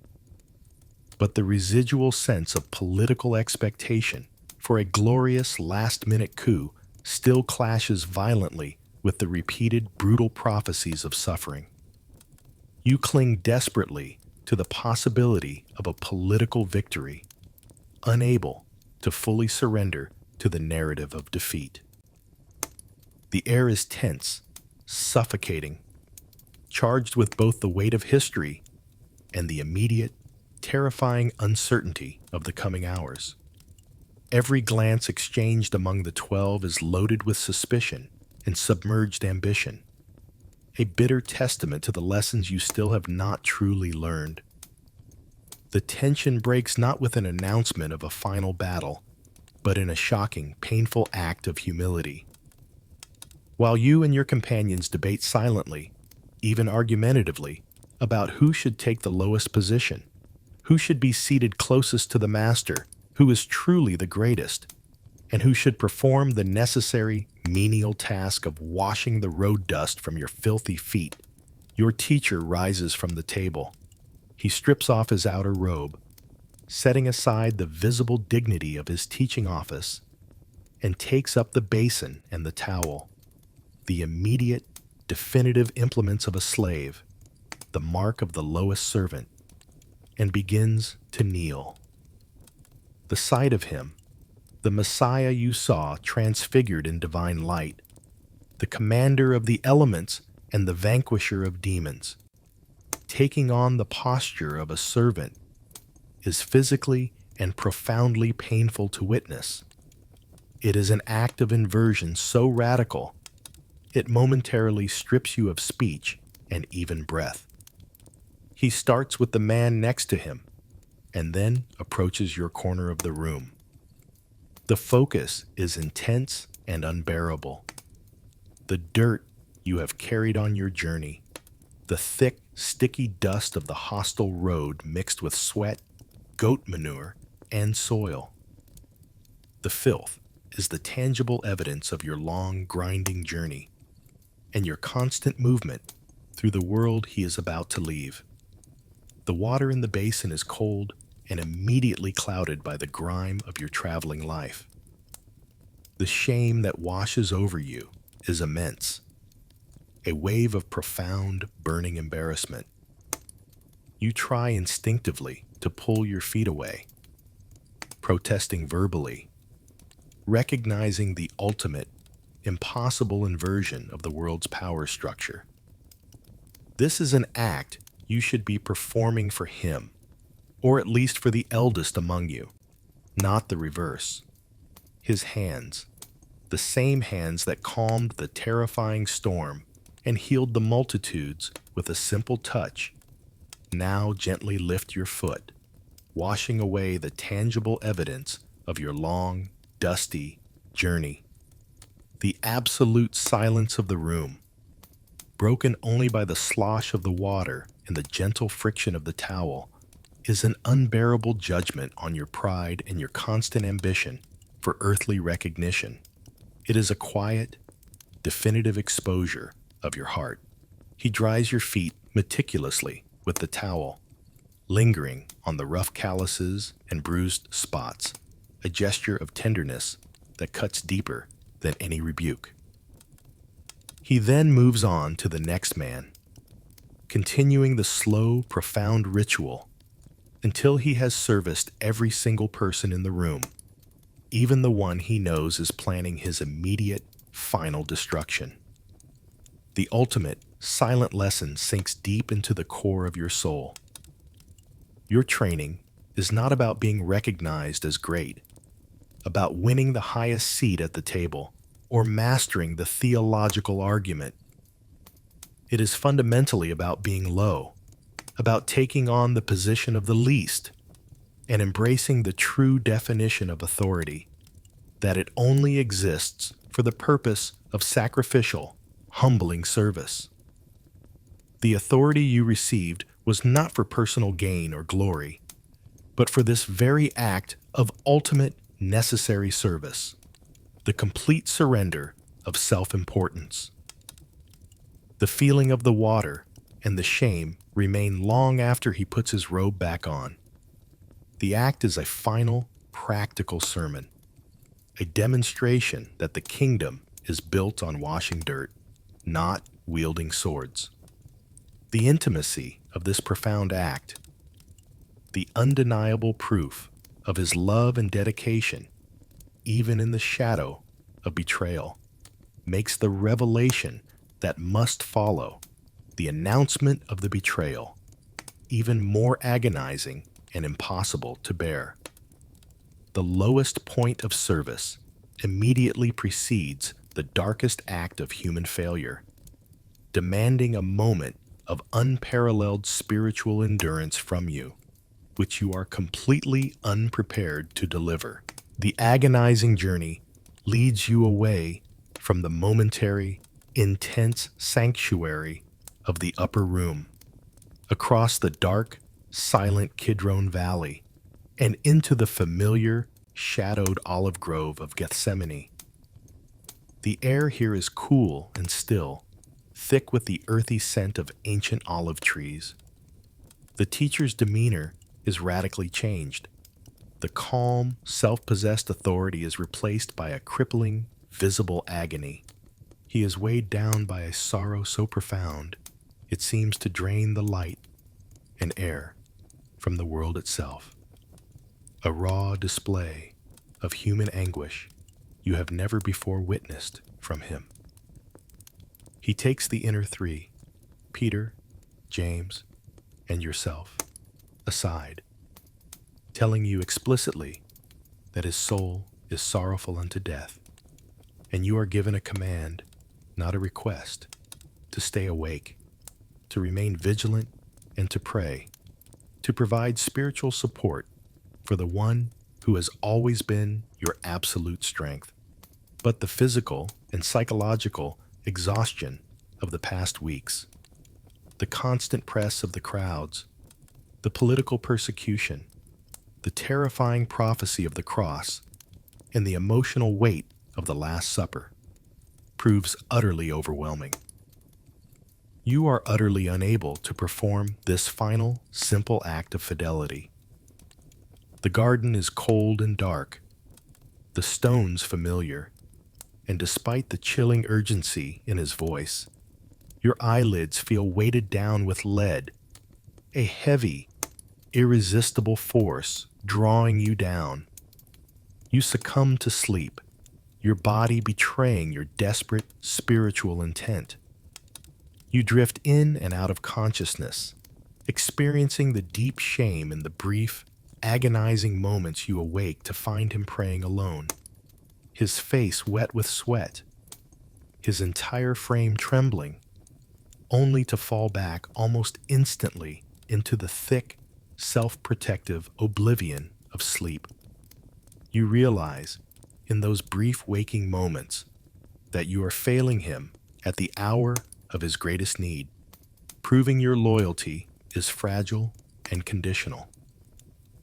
The shame of your repeated failure to endure is deep and immediate, yet your body remains rooted and paralyzed by fatigue. He returns and wakes you for the final time, not with anger or cold rebuke, but with profound, heartbreaking sorrow, asking how you, the inner core, the men who saw the glory, could not watch with him for one single hour. Your spirit is willing. You know the immense gravity of the moment. You understand the need for prayer, but your weak flesh fails completely, betraying your sacred duty. You have failed the final exam in endurance and loyalty, proving that your commitment is conditional on comfort and ease, and the realization cuts you like a knife. Then, the profound silence of the olive grove is brutally and permanently shattered. You are jolted awake by the distinct, distant, and rapidly growing sound of a crowd, a chaotic, terrifying mix of heavy, shod boots, the metallic clatter of weapons and chains, and muffled, angry voices approaching from the valley below. It is the unmistakable sound of organized malice and execution. The Roman auxiliary guard, the temple police, and a large, hostile mob, all moving with a singular, terrible purpose. The flickering light of their torches and lanterns cuts through the ancient olive branches, transforming the familiar sanctuary into a place of immediate, certain danger. Confusion turns instantly to blinding panic, and the sudden noise seems to magnify the shame of your slumber 1,000-fold. The betrayal arrives in the form of the one of your own, Judas, who walks directly to the teacher through the throng of armed men in a final, cold, and terrible act of calculated treachery. He delivers the prescribed signal, the kiss. That sound, the dry, formal smack of lips against cheek, is the most terrible, shocking sound you have ever heard. It is the sound of love desecrated, the moment of spiritual disintegration and political finality. The chaos breaks loose. Someone draws a sword. A moment of violent, panicked resistance is immediately rebuked by your teacher, who insists on a final, non-violent submission. Everything falls apart. The confusion, the shame, and the consuming fear seize you. You flee into the absolute darkness of the night with the rest of the disciples, each man scrambling for his own survival, leaving him standing alone to face the organized, overwhelming forces of the law and the empire, setting the stage for the public trial, your final act of abandonment. following the humiliating panic and chaotic disintegration in the garden, where you failed to watch and then failed to stand. You find yourself utterly isolated and paralyzed by a fear that feels physical, like a sheath of ice binding your limbs. You do not flee far from the city, but instead join the shadowy fringes of the hostile crowd, drawn back to the center of the action by a complex mixture of shame, paralyzing dread, and a profound inability to completely abandon him. You are a ghost, a witness who cannot afford to be seen, your loyalty suspended and rendered mute by your instinct for immediate, absolute survival. The terror of being identified as one of his followers, a co-conspirator in a failed messianic movement, outweighs every single lesson and courage you were ever taught. You watch from the shadows and hidden corners, huddled in the anonymity of the pre-dawn crowd, as your teacher is subjected to relentless mockery and questioning, first by the powerful religious leaders throughout the night, and then, as the cold morning breaks, by the Roman authority. The internal landscape of this period is one of profound, frozen paralysis. The hours are a blur of shocking injustice. The pre-dawn interrogations, the deliberate suborning of false, contradictory testimonies, the manufactured charges of blasphemy and sedition, and the vicious, casual, physical assaults from the temple guards. They beat him, blindfold him, and mockingly demand that the great prophet identify his tormentor. Each slap and blow against his face is a blow against your own soul, a terrifying validation of the very suffering he prophesied. You are physically and emotionally unable to intervene, your body rooted to the spot by a terror that binds your muscles and suffocates your voice.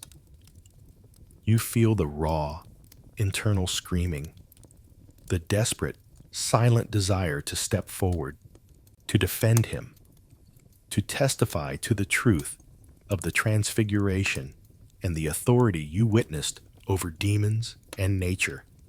But the scream remains trapped, unreleased, within your chest. You are witnessing the ultimate betrayal of the world, and you are participating in it through your devastating, absolute silence. You are learning, in the worst possible way, the fragility of human commitment when faced with the threat of death, realizing that your spirit, though willing in theory, is completely slave to your physical fear. This paralysis is made even worse by the immediate, visible presence of Peter, who, equally unable to stay away, but terrified of being identified, is warming himself by a small courtyard fire closer to the scene of the action. You watch, horrified and ashamed, as the inevitable confrontation occurs. A servant girl recognizes Peter's distinct Galilean accent, his posture, his look, and identifies him publicly as a follower of the arrested man. You hear Peter's voice, raised in fear and finality, 3 times denying his master, swearing and cursing that he does not know the man. Peter's public denial is a terrible, immediate mirror reflecting your own silent denial, your hidden betrayal and fear. You realize the one who swore the loudest loyalty has failed the most visibly, and you understand that you are no different.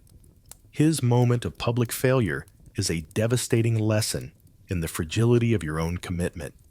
You realize that all your declarations of loyalty, all the promises you made so confidently in the upper room, were merely untempered words, empty rhetoric shattered by the cold fire of persecution. You were ready to follow him to a glorious throne, but you are utterly unready to follow him into humiliation and death. The shame is absolute and crippling. The trial itself is a mockery of justice, but for you, it is a devastating, necessary trial of the soul, where your faith is weighed and found tragically wanting. You are exposed as weak, fearful, and ultimately selfishly self-preserving.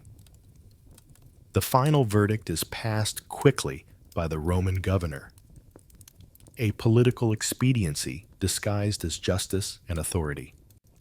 The sentence is final and horrifying. Crucifixion.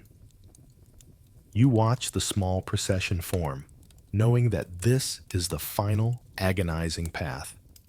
Your collective failure to stand by him leads directly to the moment of final, ultimate suffering. A suffering you are now compelled to witness from the shadows, stripped of all pride and hope. The terrible journey of the cross ends on the hill of the skull, Golgotha, a place of public execution and profound, systematic horror. You are one of the very few who stand near the cross, unable to flee, but wishing desperately for instant oblivion. The scene is not a spiritual event. It is a raw, physical, and sensory nightmare that consumes all your capacity for thought and feeling. The world seems to reject the very light that illuminated the mountain, plunging everything into a tangible, suffocating despair. The sky, which should be bright with the midday sun, is unnaturally dark, shrouded in a heavy, palpable gloom that blankets the world in a sense of cosmic despair and judgment, suggesting that even nature recoils from the atrocity taking place. The sensory horror is absolute and inescapable, assaulting every nerve ending. The smell that pervades the air is a thick, nauseating combination of blood, sweat, vinegar, and human waste, carried on the stale, oppressive wind, a stench of death and public spectacle. The sound is a relentless, psychological torment. The rhythmic, indifferent hammering of the Roman soldiers, the creak of the rough wood, the sickening sound of the tortured man's labored, shallow breath, and the cruel, relentless mocking of the crowd, the priests, the passers-by, the common criminals, all reveling in the final, public, humiliating defeat of the self-proclaimed king. Every sense is assaulted by the brutal, prolonged reality of the suffering he endured, a suffering you feel directly, but are powerless to alleviate. You stand with the women and John, your limbs leaden, paralyzed yet again, but this time by the sheer, overwhelming magnitude of the suffering. You watch the man who calmed the sea, the man you saw transfigured in brilliant light struggle desperately for every intake of air, his hands and feet pierced, his body contorted in a final, agonizing pose of defeat. This is the absolute death of your dream. The conquering Messiah, the political victor, the glorious king, all the earthly hopes you carried, all the ambitions you schemed over in the private circle, dissolve and drain away with every agonizing, rattling breath he takes. The certainty you gained from the transfiguration is violently pitted against the crushing, inescapable certainty of this final, horrifying defeat. All the complex prophecies and parables now converge into this single, inescapable physical reality of death. He looks toward you, not with judgment for your failure, but with a gaze of profound, simple love, ensuring that his mother is cared for in his final moments, demonstrating that even in ultimate agony, his focus is on the needs of others. The final lesson is not a shouted word of power, but an intimate, quiet act of relational loyalty. This act of care only increases your shame for having fled, but it also provides a small, agonizing kernel of purpose in the midst of total spiritual collapse. The ultimate realization is you did not understand the true nature of his power or his mission. The power was never meant to strike down Rome or raise a political army. It was meant to suffer and endure this very humiliation, to demonstrate a victory achieved through ultimate submission. The ultimate, terrifying loss of control replaces all previous lessons, all parables, all sermons, with a single, incomprehensible mystery, the necessary death of God's Son. When he finally cries out, a word of utter, profound agony and finality, and gives up his spirit, the ground itself seems to tremble, and the heavy curtain in the distant temple, you later hear, tears itself in two. The atmosphere is rent, and the sound of the centurion's confession, truly this was the Son of God, echoes in your ears, a meaningless, agonizing postscript to the devastation. Your teacher is gone. Your purpose is shattered. Your faith is reduced to ashes on the hill. The world has proven its ultimate hostility to the kingdom you preached and the man you followed. The sheer weight of this loss, this ultimate human suffering, replaces all previous instruction. It is the end of everything you knew and believed. This incomprehensible mystery, this final, horrifying image of death, leads only to the quiet, desperate necessity of burial, the final, mournful act of human fidelity to a body that once housed all your hope. The immediate, chaotic aftermath of the crucifixion is defined by a deep, hollow silence, a psychological and spiritual void where your profound hope once resided. The terrible spectacle is over, the crowd disperses, and the heavy, chilling task of managing the dead begins. You and the few faithful women and John are left with the crushing, immediate reality. The man who taught you how to live, how to pray, and how to conquer death itself is undeniably, physically dead. The mystery of the cross, which you could not process, has left you emotionally bankrupt and spiritually paralyzed, unable to move past the physical, undeniable fact of his humiliation and failure. The sheer trauma of the violence witnessed has rendered you numb, observing the rituals of burial as if from a vast distance, your mind unable to fully grasp the catastrophic finality. The necessity of burial, governed by the swift approach of the Sabbath, introduces a sudden, frantic urgency to the profound grief. The body cannot remain exposed. The law demands immediate interment before sundown. This task is complicated by your own status as discredited followers, forcing you to rely on the quiet, unexpected courage of two unlikely figures. Joseph of Arimathea, a wealthy, respected member of the very council that condemned your teacher, and Nicodemus, a prominent, secretive Pharisee who once visited him in the night. These two men step out of the shadows, their faith finally made public by the need to honor his dead body, providing the necessary political protection and the material wealth, the clean linen, the heavy myrrh and aloes, and the unused rock-cut tomb that you yourself could never have secured. They perform the final, required honors, acknowledging the great dignity of the body you so recently abandoned. You are a stunned, silent participant in this final, agonizing ritual. Every movement is heavy, stiff, and mechanical, driven not by hope, but by duty, and a final, desperate act of love. You assist in the tender, mournful process of removing the body from the rough, blood-soaked wood, a task that exposes the horrific, physical reality of the beating and the nails. You wash the dried, caked blood from his wounded skin, an act of ritual cleansing that is agonizingly reminiscent of the foot washing.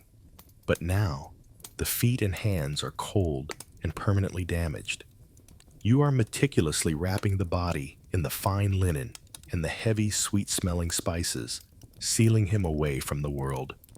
Every fold of the cloth, every layer of spice is a final, crushing admission of defeat and loss. You are burying the king you swore to follow, placing the final, heavy seal on your own hopes and dreams. The transfer of the body to the tomb, a dark, small cave carved into the rock, is done in hushed, profound silence.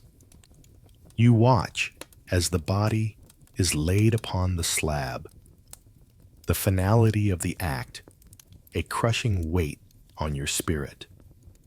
Then, the immense, heavy stone is rolled across the entrance, sealing the opening. The sound of the stone grating against the rock is the final, definitive sound of the end. It is the sound of your hope being buried, the sound of the kingdom collapsing, the sound of the world's power having definitively and violently conquered the truth. You look at the dark, impassive stone, an overwhelming physical symbol of death's ultimate, unshakable finality, secured further by the Roman guard placed there to prevent any final, desperate deception. The heavy, unnerving silence of the Sabbath descends upon the city when everything stops, as demanded by the law. You are left alone, scattered, hiding in an upper room that is now silent and cold, with nothing but your failure and the crushing emptiness. The terror of the guards, the mockery of the crowds, and the agony of the cross are replaced by the deep, internal agony of quiet waiting. You are forced, in the unbearable solitude, to remember every unheeded lesson, every prophecy of resurrection you dismissed, every promise of suffering you fled from. The silence of the tomb is echoed by the silence in your heart, where all faith has been replaced by fear and disbelief. This period of quiet waiting, this terrifying and necessary emptiness, sets the stage for the unimaginable news that must follow, a news that will shatter the very silence that currently consumes you. The deep, unnerving silence of the Sabbath finally breaks, giving way to the cold, uncertain light of the first day of the week. You are still huddled in the hidden room, paralyzed by fear and confusion, the sound of the grinding stone forever etched into your memory. The profound silence has done its devastating work, leaving you spiritually bankrupt. It is the women, driven by a loyalty and grief that transcends the fear that has crippled the men, who take the first action. They are driven by the simple, mournful necessity of completing the final burial rites, the anointing of the body that the Sabbath rush prevented. You watch them go, unable to join them, clinging desperately to the precarious safety of the locked door. Their return is not the quiet, tearful, expected entrance of mourners, but a chaotic eruption of impossible news.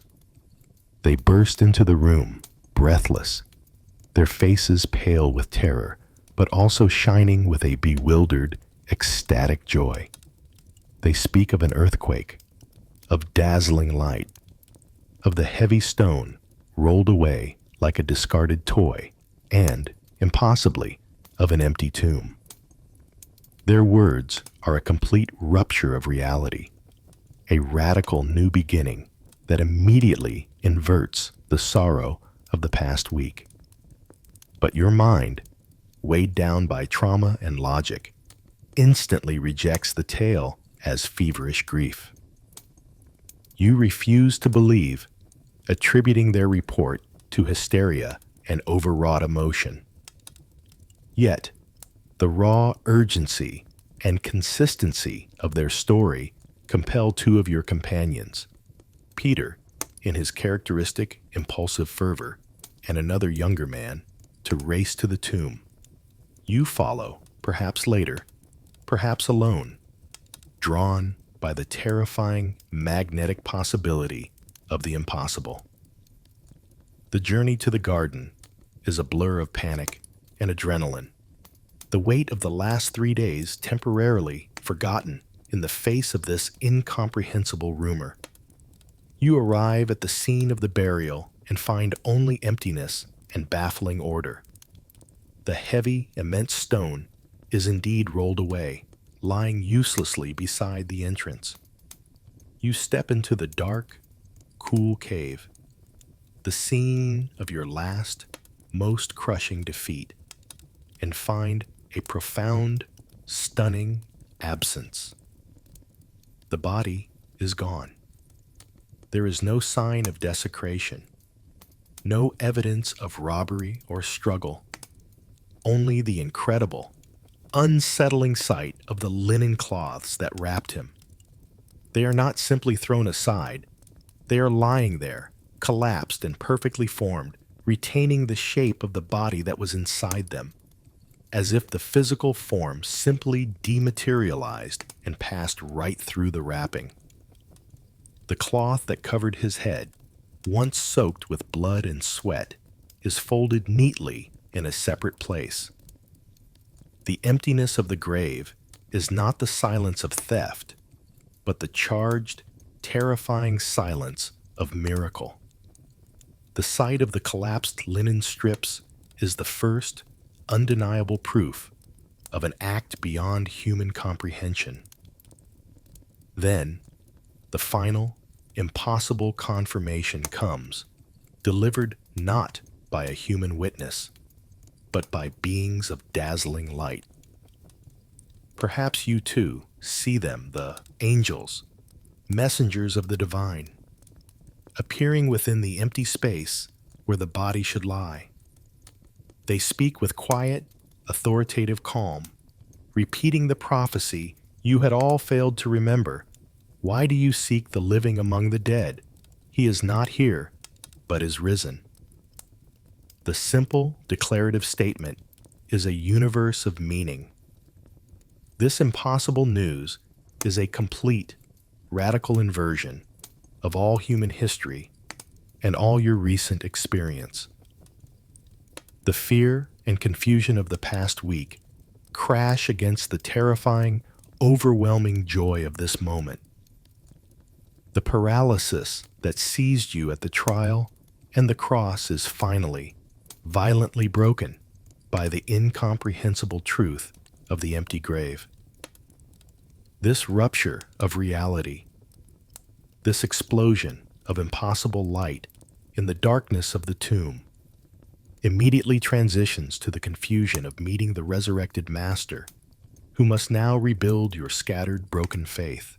The news of the empty grave shatters your emotional landscape, leaving you not in easy, immediate joy, but in a profound state of confused disbelief, an intellectual paralysis that transcends even the fear of the last week.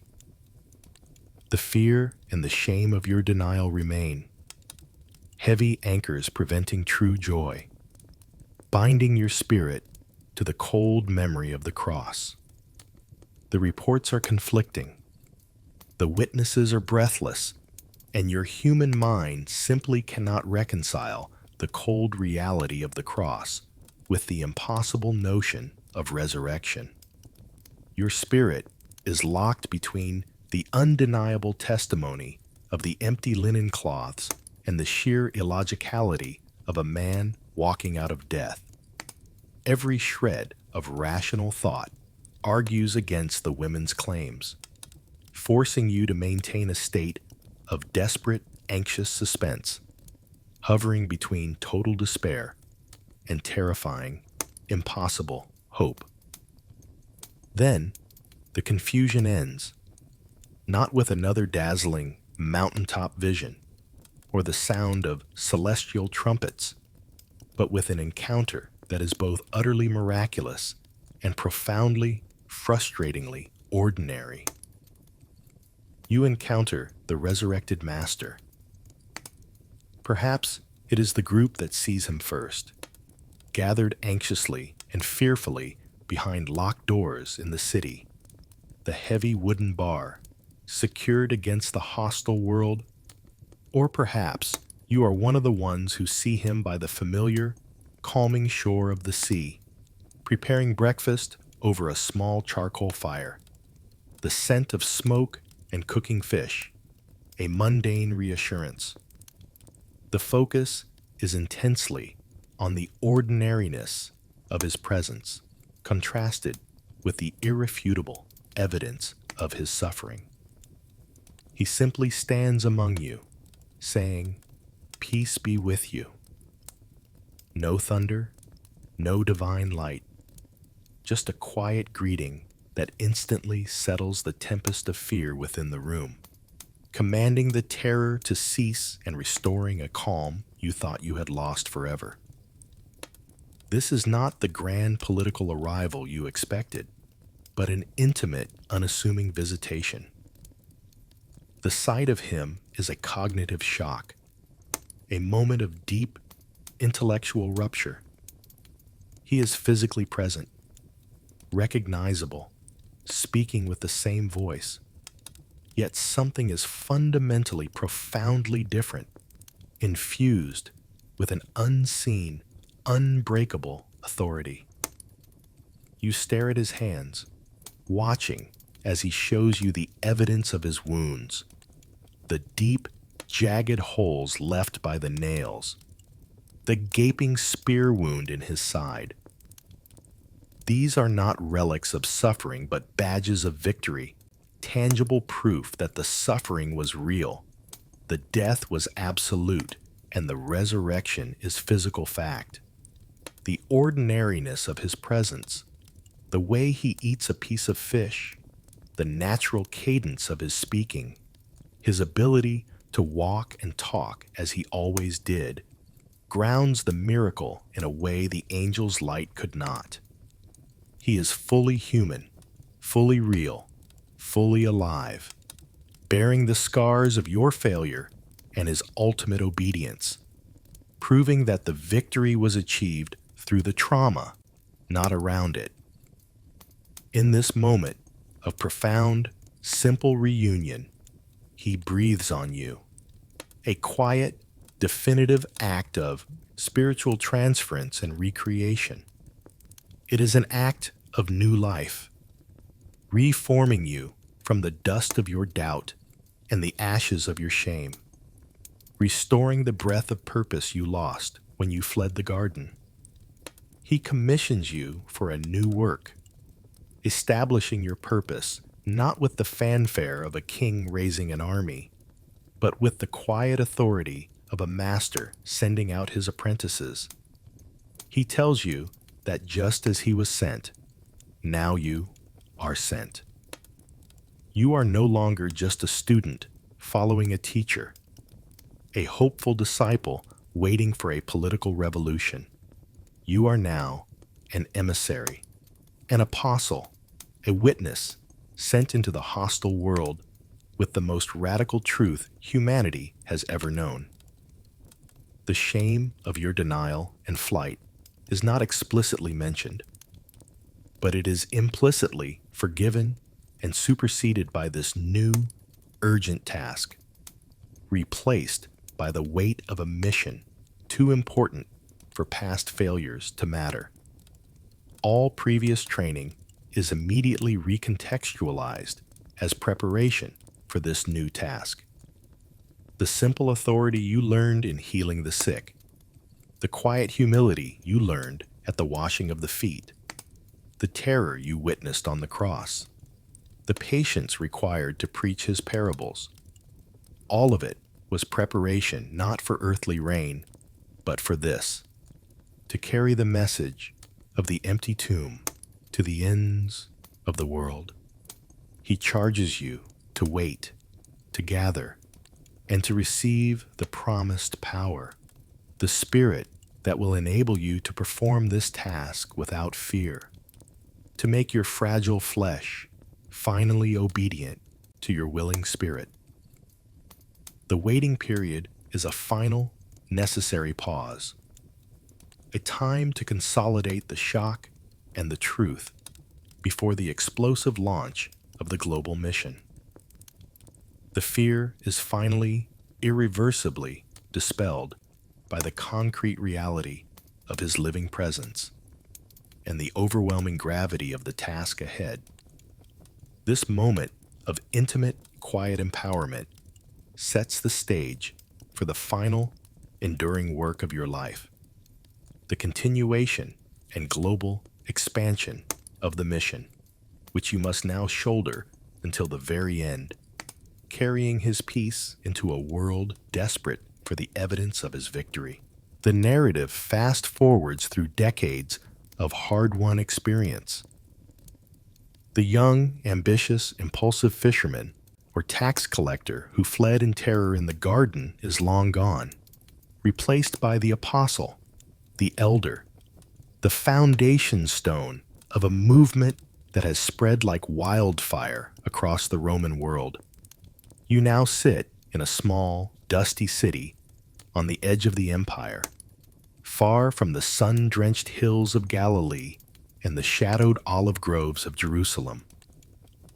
The names of the old, familiar places, the quiet routines of the ministry, have been replaced by the rough, sprawling geography of the world: Corinth, Ephesus, Rome. Each city a dangerous, vital hub for the new, impossible faith.